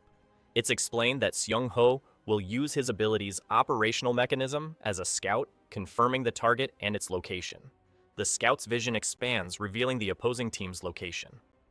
He confirms he's found Park Jong-hyuk, Choi Young-gil, Jung Yoon-dae, and Lim Ji-wook. Seung-ho informs Nayeon that there are 4 players up there, and she confirms. She positions herself at the edge of the cliff. Then Lee Nayeon leaps towards the floating island. The young woman lands and pushes off backward. She then moves forward, gaining speed. Suddenly, player stops. A monster attacks the opposing team. She finally spots the group of players fighting the dragons and announces she's found them. Nayeon leaps and lands in the midst of battle. The archer prepares to shoot, certain none of the players there will be able to dodge. The opposing team advances in formation. One player celebrates, saying they've caught almost everyone, and asks them to concentrate until the end. Suddenly, an arrow hits the dragon, surprising everyone. Lee Na-eun celebrates the perfect shot. The opposing team complains their hunting points were stolen, and the group leader asks them to focus. He then orders Ji-wook to deal with Lee Na-eun, and the player advances at high speed. He attacks her, but she jumps back to dodge. The girl watches the attack pass by her. The player's charge opens a crater in the ground. He wonders where she went, and Na-yeon replies, "She's right there." She then fires another arrow and continues to move rapidly across the battlefield. Jae-wook gets annoyed and says if she jumps, he just needs to aim where she'll land. He prepares to attack when she jumps into the air, but the archer changes direction in the air, dodging and provoking him. She challenges him, saying he's too slow to catch her, making him even more annoyed. The commentator observes that Lee Neon is irritating the Incheon players, and no one can keep up with her. He also points out she has a limited number of arrows, and the archer realizes her quiver is empty. On the other side of the field, Seung-ho hears Nayeon's call for more arrows. Lee Na-yeon's quiver is refilled with arrows via Jo Seung-ho's ability, and the commentator notes this is a great containment tactic. He continues saying Seung-ho became a key player in 3 months, thanks to this ability, as the young man removes a sheet from himself. He then reveals a large book titled Chronicles of Somun Yup. Lying surrounded by arrows, Jo Seung-ho reads the book and tells Na-yeon to inform him when her arrows run out, leaving the commentator confused. Then, the commentator exclaims that Jo Seung-ho is reading comics in the middle of the match. Weeks earlier, during a practice match, One player shouts to hurry and catch her as she's already stolen 6 of them. Li Nian nimbly jumps between opponents who complain they can't catch her because she's too fast. Observing the scene, Choi Dong-jun comments that she was born to annoy others and will have no trouble continuing. He then points out the problem is Jo Seung-ho, who takes too long to find a safe spot, making it hard for Nayeon to get more arrows. Choi Dong-jun's solution is to have Namgung Ji-hoon escort him using his protection ability to keep him safe. Jo Seung-ho finally finds a spot and crouches near several arrow quivers on the ground. He then picks up one of the quivers and takes out an arrow. The two men continue observing the match from afar. One of them asks if the young man will keep doing that, and Choi Dong-jun confirms he can't go anywhere alone. Choi Dong-jun's companion questions if it's not a bit sad to leave him there like that. He then decides that won't work, as it's better to look funny than pathetic. In the middle of the match, Jo Seung-ho is seen calmly reading a comic. Suddenly, an arrow whizzes past him as he lies reading. Namgung Ji-hoon lunges in front of an approaching creature. He creates a barrier and blocks the attack, protecting Jo Seung-ho, who lies fallen right behind him. While Namgung Ji-hoon fights, Jo Seung-ho continues reading his comics. In the audience, a man wonders how his team can be losing to those idiots. Suddenly, Lee Na-yeon informs Seung-ho she's out of arrows. He then holds one of the arrow quivers and materializes it in his hand. Elsewhere, Seomin-yup starts laughing loudly. A woman beside him asks if he ordered them to do that, and he replies, "It's hilarious." He boasts about his frightening talent spotting ability, but when she asks him to help her husband, he says he already did. Seomin-yup explains he advised him to use Choi Hyuk as a tanker, but the scoundrel didn't listen. She admits she doesn't know much about her husband's work, but heard there's friction between the two. He then states that a coach needs to know how to use force to solve problems. Back in the match, Jo Seung-ho's distraction is noticed. 2 Incheon players enter the fray, making the situation dangerous for Lee Na-yeon. An opponent advances towards her and shouts for her to be caught. Seung-ho instructs her to just dodge the attack and use that route to escape. Lee Na-yeon agrees with the instruction. Jo Seung-ho then asks if she can do it. She confirms and leaps away while 2 opponents run, not to lose sight of her. An attack whizzes past Lee Na-yeon, who prepares for what comes next. She remembers Seomin-yup's promise that she would become the best. With renewed determination, she prepares to act. Her team plays in the name of the hero, Seomin-yup, seeking to honor his legacy. She then reaffirms her determination for the fight. The girl starts to move, nimbly dodging multiple attacks. Lee Neon then creates copies of herself to confuse opponents. Her opponents complain she's too fast in order not to lose sight of her. She continues running at high speed across the battlefield. Multiple enemies pursue her through the air, trying to catch her. With an aerial acrobatics, she dodges an attack coming from above. She successfully lands on a ledge and prepares for the next move. Lee Na-yeon looks back and comments that they are following her well. Opponents approach and shout to catch her as quickly as possible before the point difference grows. One opponent declares the chase will end there as she stops at the edge of a cliff. He states she can no longer flee, now that his team has surrounded her. The opposing group leader then tells her to look back. She looks down and comments on the steep drop. The man states that not even she could jump from that height as the cliff edge begins to crumble. With a smile, Lee agrees he's right. Then she shouts that she has nowhere to run and is cornered, leaving her opponent confused. She continues, asking if they won't let her escape while they wonder what she's talking about. Suddenly, the ground begins to shake, surprising the opponents. Lee Neon says it's fine as her team scales the cliff right behind her. She declares they won't make it easy either as her teammates land around her.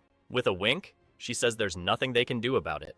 Seomin Jae-up watches with a smile as his companion is surprised by the YSM players jumping from the moving floating island. The commentators announce that the improved YSM will face Incheon BC, who lost their chance to hunt. One of the YSM players attacks an opponent, and the commentators declare there's no hope for Incheon BC. Another opponent is quickly taken down by a precise blow. The remaining Incheon BC players arrive to join the fight, but it's already too late. With a score of 9-0, YSM, who had always been in last place, wins the first set.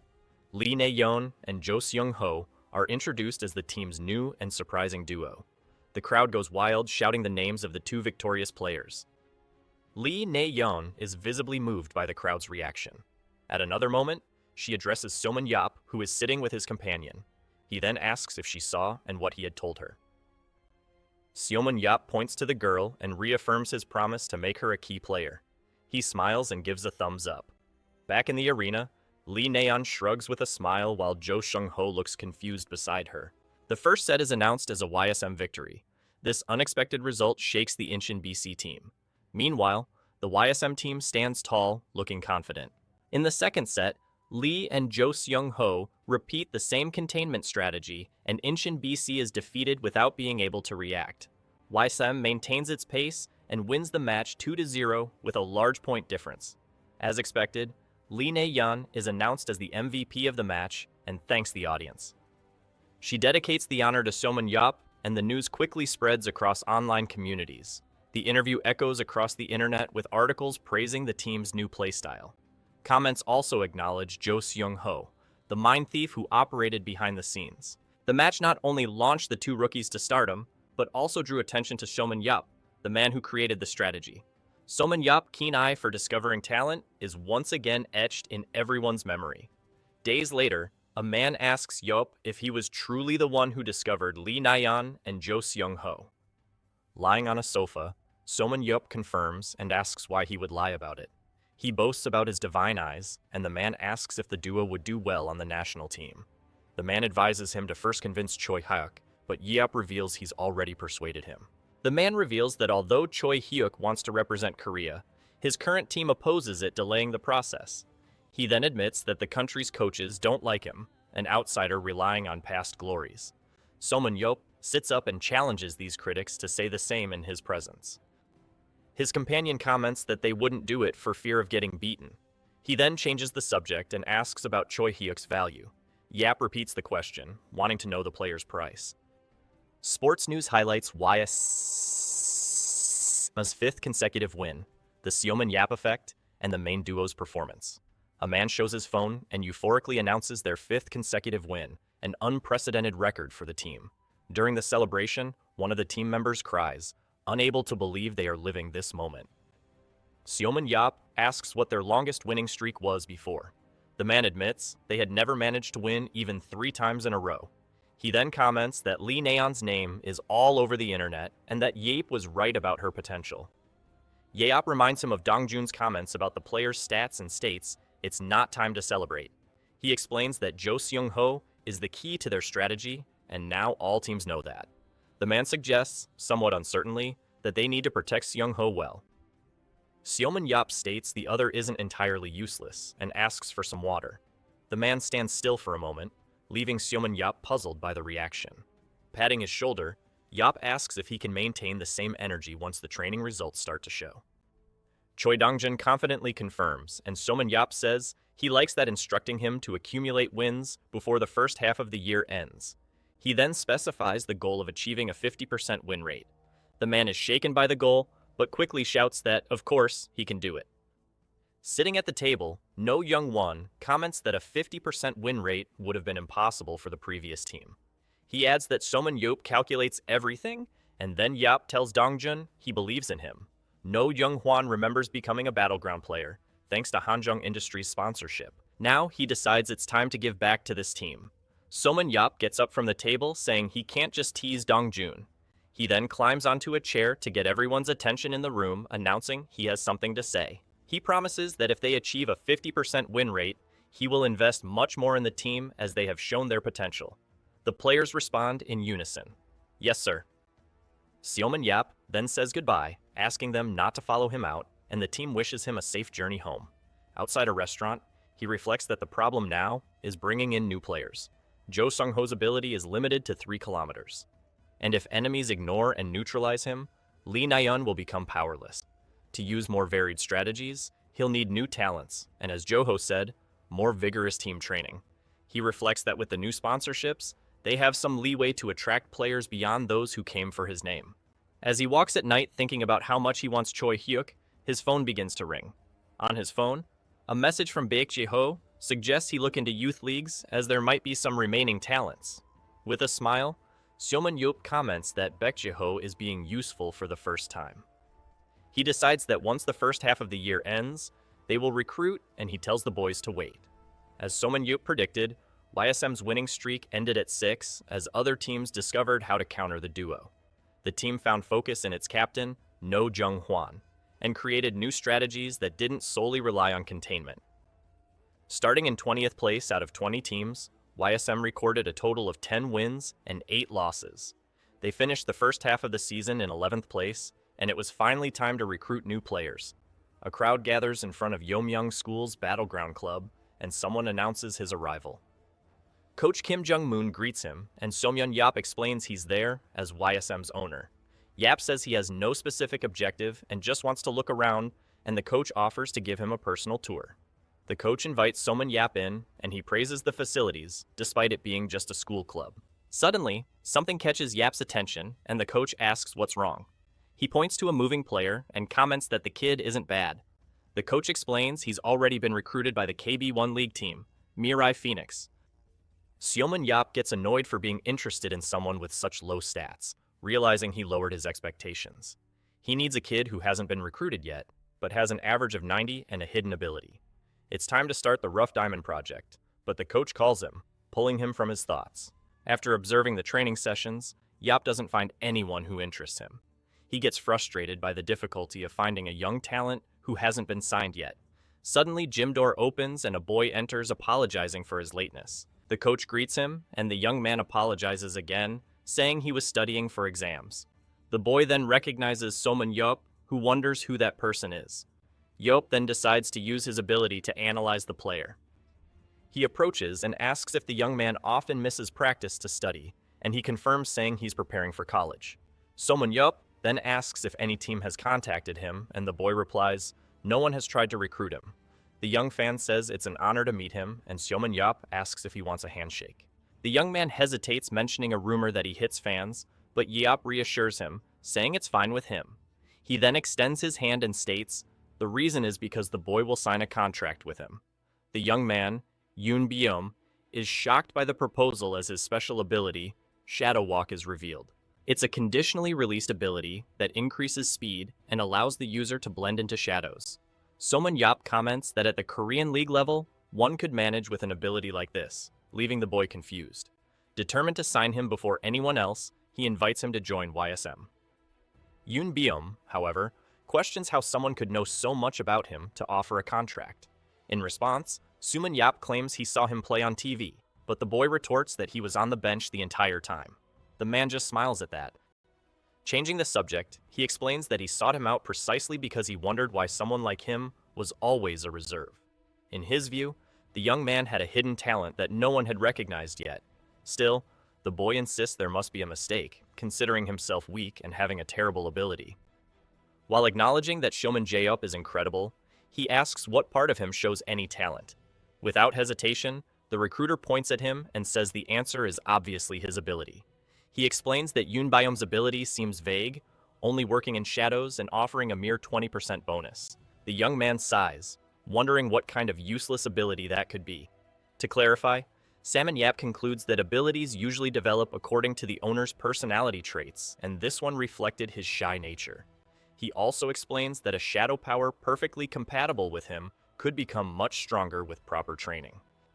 He even confirms he can see the ability's potential for evolution, which visibly surprises the boy. He then proposes that the student join the team for 2 years, and if he likes it, stay for another 3. If he decides to leave after this initial period, he'll receive 300,000 won as compensation, an amount that shocks Yoon Byum. The boy says he needs to ask his mother, but Somyeon Yap grabs him and takes him away immediately. In the garage, the man pats the seat of a motorcycle and tells the young man to get on. Soon after, they speed off down the street with Yoon Byum pleading for him to wait just a second. The contract is eventually signed with a special clause guaranteeing the 300,000 won if the player leaves after 2 years. Holding the document, Somyeon Yap comments that it wasn't a bad start while Yoon Byum's parents appear in the background, completely stunned. Satisfied, he gets back on the motorcycle, pleased to have already secured a player at the very first school. Now, he starts to wonder what kind of esper he'll find at the next institution he visits. Upon arriving at the new location, however, he's told that all the students have already been signed. Without pushing it, he turns and leaves. Convinced he'll find someone at the next school. After all, there are still many more to go. The recruiter goes through several institutions, but finds no one at any of them. The search continues at more high schools, but the result is the same. There are no more players available. Annoyed, Soman Yap realizes there isn't a single candidate left, and this was the last school on his list. Deciding to make this his last stop, Soman Yap heads to the gates of Jingyan High School. Already seated at a table, he listens to the young man in front of him apologize, stating he has no plans to become a professional athlete. With a calm smile, Choi Jung-min explains that he just wants to enjoy the battlefield as a hobby as his stats are analyzed. An older man informs him that the boy has been heavily scouted, but remains determined not to pursue a career despite having decent attributes. Curious, Seomun Yap asks if his parents agree with this decision, and the student replies that they're against it as they don't understand why he'd choose to be poor. Still, Jungmin makes it clear he doesn't care what others say about his life. While the recruiter identifies the real problem as a defect. Placing his hands on his chest, the young man reveals his desire to become an author who can inspire hope and dreams in people. Faced with this, Soman Yup immediately recognizes the case as the so-called artist's defect. In a reflective tone, he repeats the words hope and dreams as if questioning them.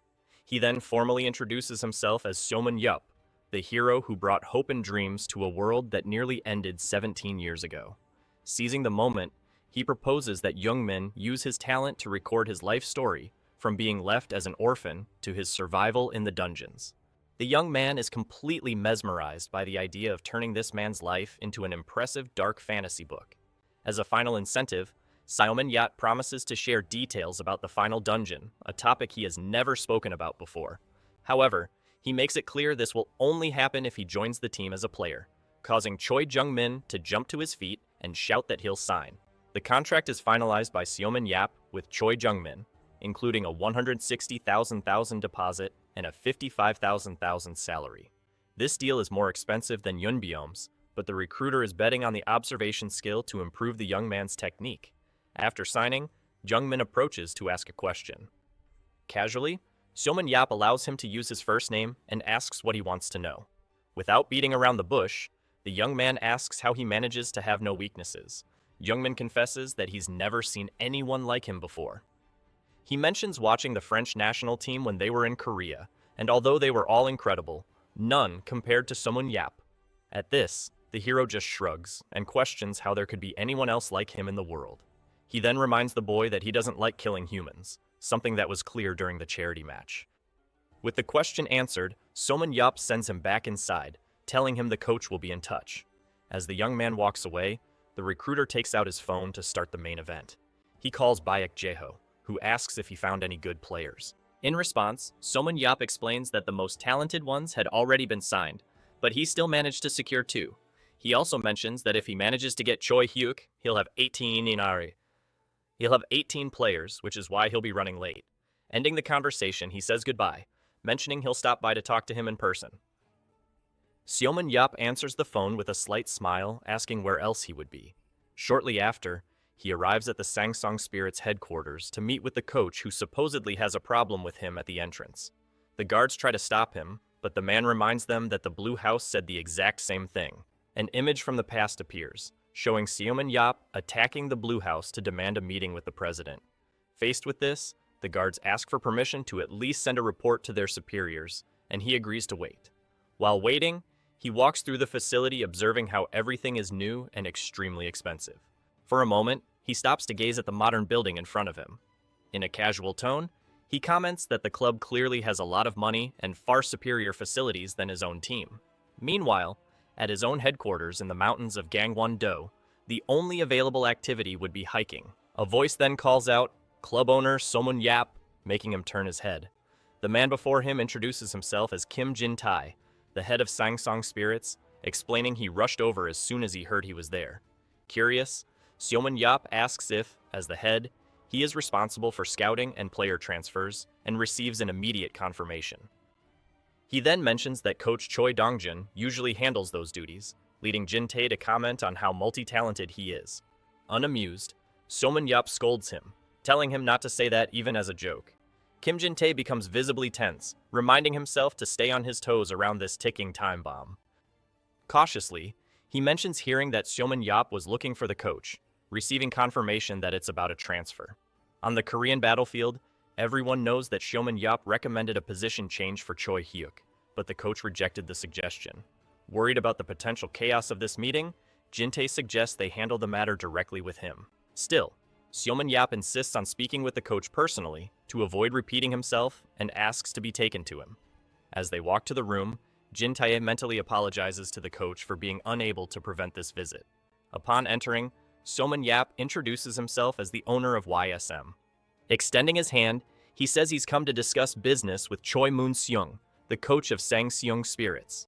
The man shakes his hand with a trembling grip, sweat dripping down his face, a reaction that confuses Seomin Yap. Suddenly, a sharp sound echoes in his ear. The coach starts sweating even more when Seomin Yap asks if they've met before. Stepping closer, he comments that the man's face looks quite familiar. A young player interrupts the scene by asking if Seomin Yap knows the coach, leading him to question who the newcomer is. The young man introduces himself as Yeom Ji-hyuk, the team captain, and explains that the coach called him over in the middle of practice. The coach then tries to justify himself, stating that the captain needs to be aware of all matters related to the players. Paying no attention to the interruption, Seomin Yap ignores the explanation and turns back to the coach. The persistent gaze is unsettling, and the man finally asks why he's being stared at that way. Without backing down, Seomin Yap presses the question, wanting to know if they've really never met before. Wiping away sweat, the coach denies it, saying he must be mistaken since he knows so many people. Even so, Seomin Yap insists he's sure he's seen him at some point, prompting the other man to try and change the subject to the negotiation involving Choi Hyuk. The mere mention of the name makes the coach visibly flinch. Seeing this, Seomin Yap says he can't talk about that matter right now, as he first needs to search his own memories while the other man panics. Focusing, he tries to remember as the coach begs for that bad memory to be forgotten. In desperation, the man insists he shouldn't stress about it, but Seomin Yap replies that he doesn't believe their meeting was a casual one. Suddenly, his eyes flash the moment the memory returns. He bluntly asks if it was in the dungeons, leaving the coach shocked by the discovery. Confirming the memory, Seomin Yap states that he never forgets those who pissed him off during dungeon raids. He then specifies the time and place, mentioning the Temple of the Vengeful Spirit in 1993, and confronts him directly. He wonders why he let him get away that time since he had planned to kill him after the raid was over. Desperate, the coach reveals he even grew a mustache to avoid being recognized and begs for the past to be forgotten. The scene then flashes back to 1993 at Seoul Station, where 200 raiders had gathered for a dungeon raid. A young 18-year-old Somun Yop warns everyone about the traps and the enormous number of monsters. However, a voice cuts him off mid-speech telling him to wait. A man in the crowd suggests they use their numerical advantage to push forward and take out the boss first. Choi Moon-sung, then 24, claims Somun Yop's fame is overblown and offers to take the lead. He continues to argue that conquering a few dungeons means nothing, and that the real deciding factor is strategy. Annoyed, Somun Yop calls him a bastard, but Jin-tae holds him back, telling him to let it go. Jin-tae asks him to calm down and finish explaining the plan so they can all enter the dungeon. At this, Somun Yop steps back and warns Choi Moon-sung that they'll talk after the raid. Moon-sung just laughs, saying he can't simply follow some kid's plan. Arrogantly, he boasts that he can also conquer this dungeon just as a stone golem appears to attack. Raising his shield, Seomin Yap orders the tanks to rotate, allowing the main unit to eliminate enemies one by one. Charging through the battle, he yells for everyone to keep moving. Wielding his sword, Choi Moon-sung questions how they expect to clear the dungeon at this pace. He then declares, there's no reason to listen to a brat like Seomin Yap. Stepping on a stone slab, he proclaims that after this dungeon, the world will be his. The man suddenly freezes as he realizes he's triggered something on the floor. In that instant, he remembers the warning about the large number of hidden traps. Soon after, huge rocks begin to fall from the ceiling right above his head. Unable to get out of the way in time, someone yanks him back by the collar. The rocks crash violently onto the ground exactly where he had been standing a second before. The rock slide completely blocks the passage, and a raider reports that the alternate routes will take 6 hours to cross. Silently, Seomin Yap appears behind Choi Moon-sung, who is visibly terrified. Without warning, he grabs the coach by the collar and threatens him, saying he'll see him once they're all out. Moon-sung remembers being beaten nearly to death after that dungeon, and the mere memory makes his bones ache. Trying to feign ignorance, he's cut off when Seomin Yap insists they need to talk alone for a moment. With a shaky voice, the coach asks what he plans to do, only to be told there's no reason to be afraid. Somun Yap then asks if Moon Sung really thinks he'd seek revenge for something that happened so long ago. He bluntly tells him the other two need to leave so they can talk in private, unless he doesn't mind being overheard. The situation makes the coach squirm with frustration. After a few seconds, he orders Ji Hyuk to escort the chief out of the room, stating he needs to sort something out with the visitor. Alone with him, Somun Yap identifies him as the man who ignored his orders because of some half-baked theory. The coach recalls how he questioned those instructions and ended up extending the dungeon raid by 9 hours. Admitting his mistake, he says he remembers what happened and that he was young and immature back then. Mercilessly, Somun Yap retorts that he was still younger than him. Moon Sung tries to defend himself by recalling that he was already beaten nearly to death when the raid ended. Partially agreeing, Seongyip comments that it would be wrong to hit him for something so old, then suggests he can get beaten for what he did just now. The coach is shocked to hear that according to Seongyap, he had done something wrong. With a snap of his fingers, Seongyap states that even ignoring his past foolishness, a new mistake was made and it requires another lesson. He then walks toward him and says not to worry, as he knows how to hold back when dealing with an elder. Feeling the pressure, the coach demands to know what he did wrong. But Somun Yap throws the question back, asking if he's truly aware of what he did by opposing Choi Hyuk's position change. Furthermore, he points out that the other man knew full well that Baek Jae-ho was listening to their conversation, which made his actions even more brazen. Giving up on physical aggression, Somun Yap takes out his phone and says he'll do exactly what the coach did. With a calm smile, he reveals he'll just leak his story to the reporters who love this kind of scandal. The threat provokes an immediate reaction, and the coach talks about suing him for slander. But Somun Yap encourages him to try, warning that he doesn't sue people. He goes after them. Desperate, the coach asks why he's doing this. The answer is direct and simple. Somun Yap demands that he just hand over Choi Hyuk. He reminds him that there's only 1 year left on the player's contract, which means that in 6 months, the club will have to release him without any transfer fee. He bluntly accuses the coach of being the one responsible for ruining everything by wasting precious years of an athlete's career out of sheer stubbornness and personal feelings. At this, the coach finally gives in and agrees, grumbling that there are plenty of other melee players who can replace Choi Hyuk. Still, he sets a condition, establishing the transfer fee at 200 1. Seomun Yap just smiles and calmly repeats the amount of 1,200 times 1. He then comments on the luxurious facilities he saw and questions how anyone could charge so much from a poor club owner like himself. Provocatively, he states that this attitude is starting to annoy him and that he feels like hitting him again, but makes it clear that if the price drops, he'll consider it the cost of his life and let it slide. The mention of his own life's value leaves the coach completely shocked. In that moment, he remembers that Somun Yop always keeps his word and would actually be capable of taking his life if he wanted to. Trying to negotiate, the coach offers 1,000 Hisantians, but Somun Jap asks if his life is only worth 200,000, causing the offer to drop to 800,000. Finding that price too cheap, Seomun Jap remains impassive, leading the other to reduce it to 500 sen. Still, he asks if the man is sure he wants to give up his life for that price. In complete desperation, the coach screams and finally caves, offering 100,000 kyun. The two shake hands, and the coach asks that, in return, there be no more hard feelings between them. With a smile, Seomun Yap agrees, formally addressing him as Coach Choi Moon Sung. The man replies that he'll hold Mr. Seomun Yop to that promise. Convinced the problem is finally over, he thinks this even as he considers the other man a demonic bastard. However, Choi Moon Sung doesn't realize that Seomun Yop was far more vengeful than he ever imagined. A few days later at YSM headquarters, Seomun Yop greets the newcomer.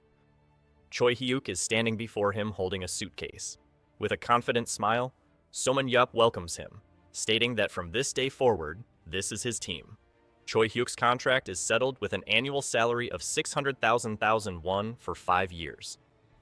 Thanks to the negotiation led by coach Choi Dongjun, the final transfer fee paid to the Sangsong Spirits ends up being only 50,000 won. The players' contracts are finally finalized on the table. Sitting on the sofa, Seomun Yap laments that even with 3 new recruits, he's barely managed to reach 18 athletes, far from filling the 22 available spots. A young woman enters the room complaining about the heat, and he immediately greets her back. Approaching him, she calls him Uncle Yup and asks why he's been working so hard lately since she hardly ever sees him. In response, he He comments that she's the one who's been busier leading the girl to mention that Seung-hee was upset about him not being home. At that moment, Somun Yap points to the book in her hands and asks what it is. She reveals it's a French for beginners book, and he takes the opportunity to tease her about the title. Continuing the joke, he says the world is a wonderful place for having children's books like that. But the young woman insists she's being serious. With teary eyes, she complains that French is difficult and asks if he couldn't just go to France with her. Surprised, Somun Yup asks what she's talking about. Jake Rand, the European battlefield agent, joins the conversation and explains that her contract will be finalized after a physical test in Paris. In the first half of the season, Baek Hyeon became the MVP as Korea's best melee dealer after her position change. The Moro brothers, who had always shown interest in her, wasted no time and made an official offer. With the Paris Lumiere contract signed, her debut in the European Battlefield League was about to happen. Somun Yap finally understands why she's studying French, and despite being too busy to notice before, trusts that everything will be fine under Jake Rand's care. The agent comments that after finalizing matters with Miss Beck, it's time to talk with Mr. Seong. Now seated, Seong Yap asks why he was called, and Jake Rand reveals that the Moro brothers want to invite him to Paris. He questions the reason for the invitation, and the agent explains their intention is for him to act as Baek Haejeon's interpreter and also to receive a gift in person. The simple mention of a gift surprises him. In a flashback, the Moro brothers offered to give him a custom weapon, as they are huge fans who deeply admire his work. Somun Yap remembers they really did want to give him a weapon, while the agent comments that it would be a small price to pay for his presence. Even so, he declines, explaining he's too busy trying to increase the number of players on his team before the end of the season. He adds that his team is practically a neighborhood club and that he's poor, leading Jake Rand to lament the situation. Given this, the agent suggests he scout for new talent in Paris. Jake Rand explains that the Korean League allows up to 5 foreign players, and that in France, it would be possible to find a good athlete on reasonable terms. He also highlights that the trip would be a great experience as a club owner, as it would allow him to observe the operations of the French League up close. Somun Yap ponders the possibility of signing foreign players. With a slight smile, he points at the idea and admits it doesn't sound bad at all. The scene then shifts to Charles de Gaulle International Airport in Paris, France. Walking through the terminal, Seomun Yup carries his suitcase while observing the bustle around him. Baek Hyeon comments that it's been a long time since she was last in Paris, and adds it would have been nice if Jaeho could have come too. In response, he explains that Jaeho is busy training and suggests they use the time to find a place for her to live. Suddenly, a crowd of reporters appears, repeatedly calling out Somun Yap's name. Annoyed, he complains that these damn journalists are the same in every country. In the midst of the chaos, a man in a blue suit waves at him, leading him to immediately identify him as the culprit behind the situation. Curious, Seomun Yap asks why the club owner came in person, and the man explains that he directly oversees player management. He admits the other man isn't wrong to think that so much attention could be beneficial for a rookie like Hyeon. Taking the opportunity, the man suggests he give an interview to his dear niece.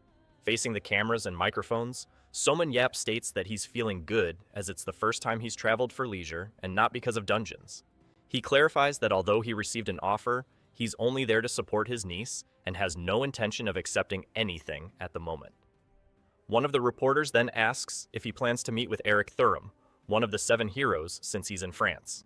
Somun Yup recalls hearing from Baekjeho that Thuram married a smart woman and leads a quiet life in the countryside. In response, he says he won't be in the country for long, but he'd like to meet him if he happens to be in Paris. Somewhere, someone watching the interview on television spits out their drink in surprise. In another scene, Eric Thuram, one of the 7 heroes, spills his coffee upon being called by Jake Rand. Surprised, he sees on television that Seomun Yap is in France. Without wasting a moment, Eric Thuram runs and dives off the boat while Jake Rand shouts his name from a distance. Already in the water, he says he needs to return to France immediately due to an emergency, and that they can fish another time. Only then does Jake Rand realize they are in the middle of the Atlantic Ocean. The scene changes to the luxurious headquarters of the Paris Lumiere Club. Inside the building, the Moro brothers greet the group enthusiastically, expressing how happy they are with Somun Yap's visit. Seizing the moment, they excitedly suggest that since he came all this way, he should sign a contract with the club as well. Unswayed, Soman Yap replies that his niece will work hard in his place and ask them to take good care of her. The brothers then invite him to take the club's physical test, assuring him they can provide extremely accurate results. Excitedly, they continue to overwhelm him with requests for autographs, exhibition proposals, and even the offer of a film crew to follow him on his trip. Trying to rein in their excess, Soman Yup asks them to calm down, but he's interrupted when one of them states that preparations have already been made. A woman in combat gear introduces herself, ready to begin the test. In the evaluation room, Seoman Yup translates a question from one of the brothers, while Baek Hyun confirms she is comfortable. The test begins, and several creatures appear before her inside the arena. The instruction is clear and direct. Defeat all the monsters that are created. Seoman Yap translates that the time limit for the test is just 1 minute. Without hesitation, Baek Haeon charges at high speed toward the creatures. The dark monsters move to intercept her in the center of the arena. Before her next move, her eyes glow intensely. With a rapid and precise sequence of strikes, she cuts down all the creatures in her path. The test is completed in just 22 seconds, and she casually comments that it was fun. Curious, she asks how she did, receiving praise from Seoman Yap, who says she's gotten stronger. As she mentions she's been training hard, one of the Moro brothers praises her moves and decides to hire her on the spot. The result she achieved was naturally far superior to what they had expected. At 24, her stats indicate she is still in her growth phase as an Esper. With the best trainers available here, she can improve her strength, endurance, and skill until she reaches her limits. Although her special ability and aura still need more training, her capabilities are already enough to make her a key player here. Signing an athlete of her caliber for just 4,000 was considered an excellent deal. At that moment, a voice asks if Mr. Seoman Yup is present, making him turn toward the sound. Baek Haeon immediately recognizes the newcomer, while the woman beside her comments on his appearance. Observing the figure from a distance, Soman Yap identifies him as one of the top 3 players on the battlefield. He remembers that in the past, there were raiders with extraordinary speed. Still, it was rare to find someone as agile as Joe was in his prime. Nathan Bernard, one of the club's top 3 players, was exactly that kind of athlete. Seoman Yup never imagined they would end up meeting like this. Finally, the man turns and reveals himself as Nathan Bernard. In 2005, Seoman Yup and the 7 heroes defeated the last dungeon. With the war over, many fighters laid down their arms and chose to retire. In this new era, the battlefield was created as a form of mass entertainment, inevitably raising the question of who could succeed Seong Yup. This format turned many Espers into prominent figures. Still, there was one name that was never left out of these discussions. The ace of the French national team in Paris Lumiere was named Player of the Year for 3 consecutive seasons. That name was Nathan Bernard. 2 men questioned his presence there on his day off, but he replies that he came to see Mr. Seoman. Seoman Yap watches as he approaches with a confident smile. Nathan then turns to greet his new teammate. A woman sitting in a chair waves back at him. She then asks the woman next to her what he said, but the other admits she didn't understand either. Approaching, Nathan bows slightly and introduces himself to Seoman Yap. The man before him just stares in silence. Suddenly, Nathan rushes forward with his arms outstretched toward him. Instinctively, Seoman Yap braces for what looks like an attack. However, instead, Nathan pulls him into a tight hug. The young man tenses up, completely frozen by the unexpected gesture. A moment later, Nathan lets him go and welcomes him to Paris. Seoman Yap replies that he already knew of him, as he'd watched recordings of his matches. The young man is visibly flustered to receive a compliment from his childhood hero. A screen then displays Nathan Bernard's profile detailing his stats and special ability. Seoman's analysis reveals that with the exception of stamina, all his attributes have a limit of 90 points. His ability, Alter Ego, allows him to split into 2 at the cost of half his aura. Baek Jejo observes that with room to grow, he could surpass his own peak. His high technical skills allow other abilities to be used freely while the skill is active. Moreover, his stamina is in a weak point, being higher than the average tanker in the KB1 League. Given this, Seoman Yap wonders how he would fare against someone like Gerald Walker. Suddenly, a slight jolt pulls him from his thoughts. Baek Jo approaches and asks if he's settled things with Gerald Walker. Confused, Seoman Yap asks why he's bringing him up, and Baek Jo explains that he's been praising the guy ever since he got back from Korea. With a calm smile, He says he was just better and taught Walker a few things. Nathan watches the conversation, not quite understanding. Soman Yup then explains that he just showed him who's boss. He then confirms the fight was televised, which clearly annoyed him. The Moro brothers show their excitement upon hearing that Seomun Yup won the fight. Nathan then asks if he could really defeat Walker in a direct confrontation. Cleaning his ear disdainfully, the answer is simple. Walker is only human. At this, the Moro brothers comment that now they understand how he's improved so much lately. They express admiration for him having strengthened a player who could become a future opponent. Then, they both raise their fists and hail him as the best, leaving him momentarily speechless.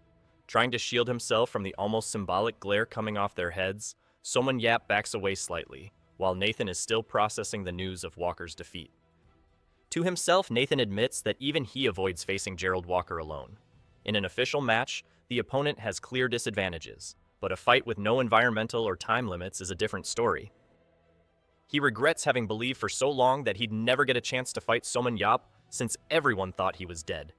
Now that he knows he's alive, Nathan finds himself determined to face him somehow. Elsewhere, Baek Jae-ho warns Baek Hyun to be careful with that man, but she replies that he's not her type. A woman appears between them and curiously asks what her ideal type is. Without hesitation, Hyun explains that she likes someone rougher and braver. She then glances towards Soman Yap, who is watching her from a distance. The woman argues that men like that often get into trouble, but Hyun retorts that those are precisely the ones who achieve great things. Turning to the woman, she firmly states that she can handle her own love life. Soman Yap watches the scene in silence, pondering it. A short while later, Haeyeon tells Uncle Yap that she's going out shopping with her mother. She says goodbye, promising to buy him a few things. Nathan offers to escort them, and Soman Yap agrees, thanking him. He waves back as he watches them leave when one of the Moro brothers asks if they should head to the workshop. The other mentions there's something they need to give him, catching his attention. Without objecting, Seom and Yup agrees and asks them to lead the way. Inside the workshop, the group watches a man hammering a piece of glowing metal. The blacksmith then holds up the material he was working on. One of the Moro brothers presents a room full of weapons, proudly stating that they were all made right there. Seoman Yap carefully examines a display case showing various swords. He then picks one up and praises its quality, commenting that he has used countless types of weapons throughout his life. Pleased with the recognition, the brothers show their delight. They explain that the workshop required a huge investment, but now they produce some of the best equipment in the world. With their arms raised, they both celebrate having turned the situation into a great advantage. They then announce that thanks to this, they've prepared a special gift for Seoman Yup. One of them presses a button on a nearby panel. A hidden compartment slowly opens in the wall. Inside, several spears are displayed on a panel bearing the name Seomun Yup. One of the brothers hands him one of the weapons and invites him to test it. Holding the handle, he asks how to extend it as he can't find any visible mechanism. The blacksmith instructs him to channel his aura directly into the spear. Following the instruction, Seomun Gyop grips the object more firmly. The weapon then extends, transforming into a full spear in his hands. One of the brothers explains that while the old collapsible spear was already impressive, these were made with high-tech materials. They warn that the durability is a bit lower, but point out that it's not a problem, as the weapons can be duplicated on the battlefield. Seomun Yup retracts the spear and comments that since there are no more real dungeons, he'd hardly use it outside the arenas. As he notes how portable the equipment is, the brothers assure him that with proper care, it can be used limitlessly. Intrigued, he asks if they really created all of this just to give it to him. One of the Moro brothers confirms it, but makes it clear that it's not an exclusive use item. According to him, if it's a spear used by Seoman Yup, the replicas will sell like never before, leaving him speechless. They then reveal that the weapon is part of a sponsorship contract, which visibly annoys him. One of them makes a hand gesture and explains that they've already calculated the value of the deal. The proposal involves a payment of €1.5 million per year for 5 years. Additionally, they offer an extra bonus of $3,000 for each match he uses the weapon in. Seoman Yup tilts his head slightly as he listens to the question of what he thinks of the proposal. With the spear still in his hand, he accepts the deal. The hero Seoman Jap might have refused, but the club owner Seoman Jap couldn't afford to turn down that much money. Seoman Jap signs the contract as one of the Moro brothers asks if he's read all the clauses.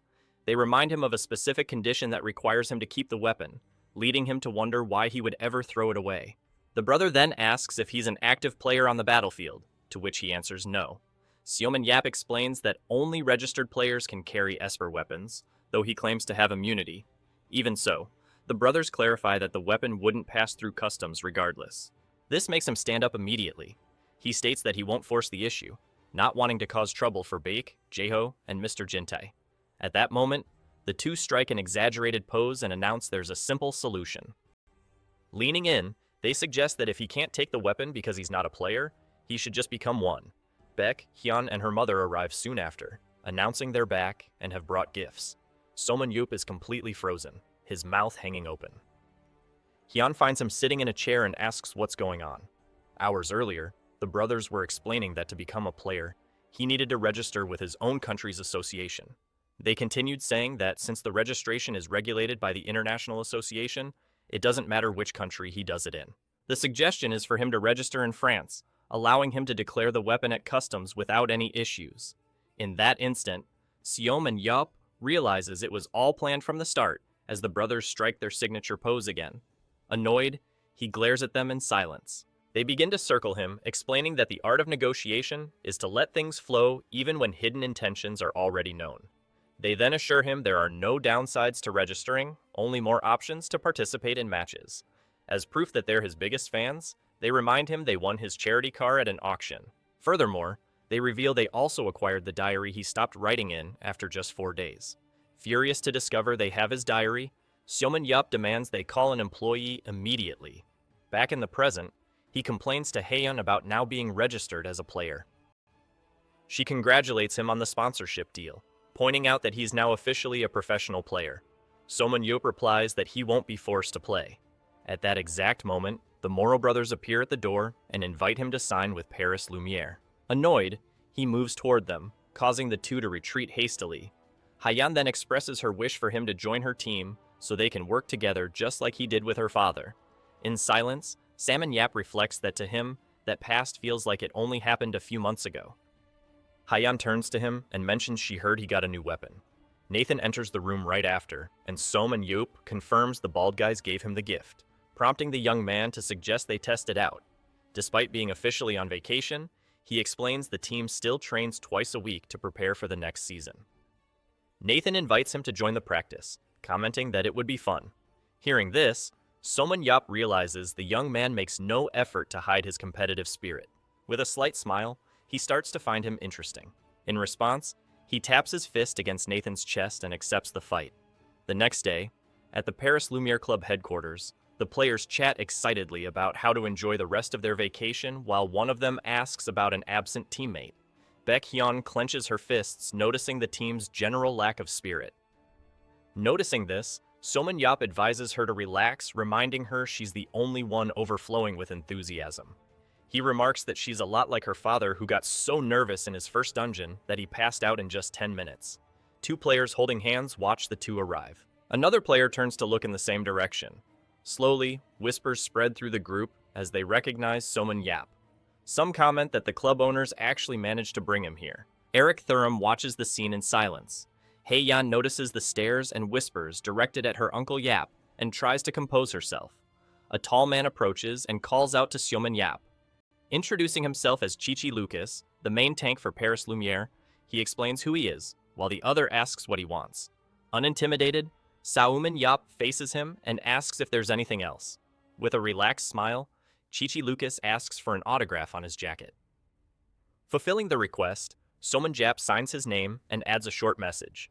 He then introduces his niece, and Chichi comments that he's looking forward to training with her. Somun Yap watches as the man walks away. Proudly, Chichi Lucas shows off the autograph emblazoned on his chest. A screen appears, displaying Chichi Lucas' profile, complete with his stats and skills. Somun's analysis reveals that while Nathan is the team's ace, Chichi is simply irreplaceable. He's not inferior to Walker or Nathan, and with his speed, he could even surpass the team's star player. Among his skills, Green Blessing particularly catches Seomin Yap's attention. He watches the tank walk down the hallway. Just then, Nathan approaches and asks if he's already spoken with Chichi. He then explains that the impressive player also leads a charity foundation dedicated to forest preservation. With that, Somun Yup immediately understands the origin of that skill. Nathan then comments on his teammates' constantly good mood. Not hiding his excitement, he admits he can't contain his happiness at seeing his dream finally come true. He then declares directly to Somun that he has always wanted to defeat him. In a flashback, a young Nathan looks at the statue of the hero who saved the world, seeing him as an idol to be surpassed. Soon after, he remembers seeing the memorial for Somun Yap, who had died in the final dungeon. At that moment, young Nathan believed his dream would never come true.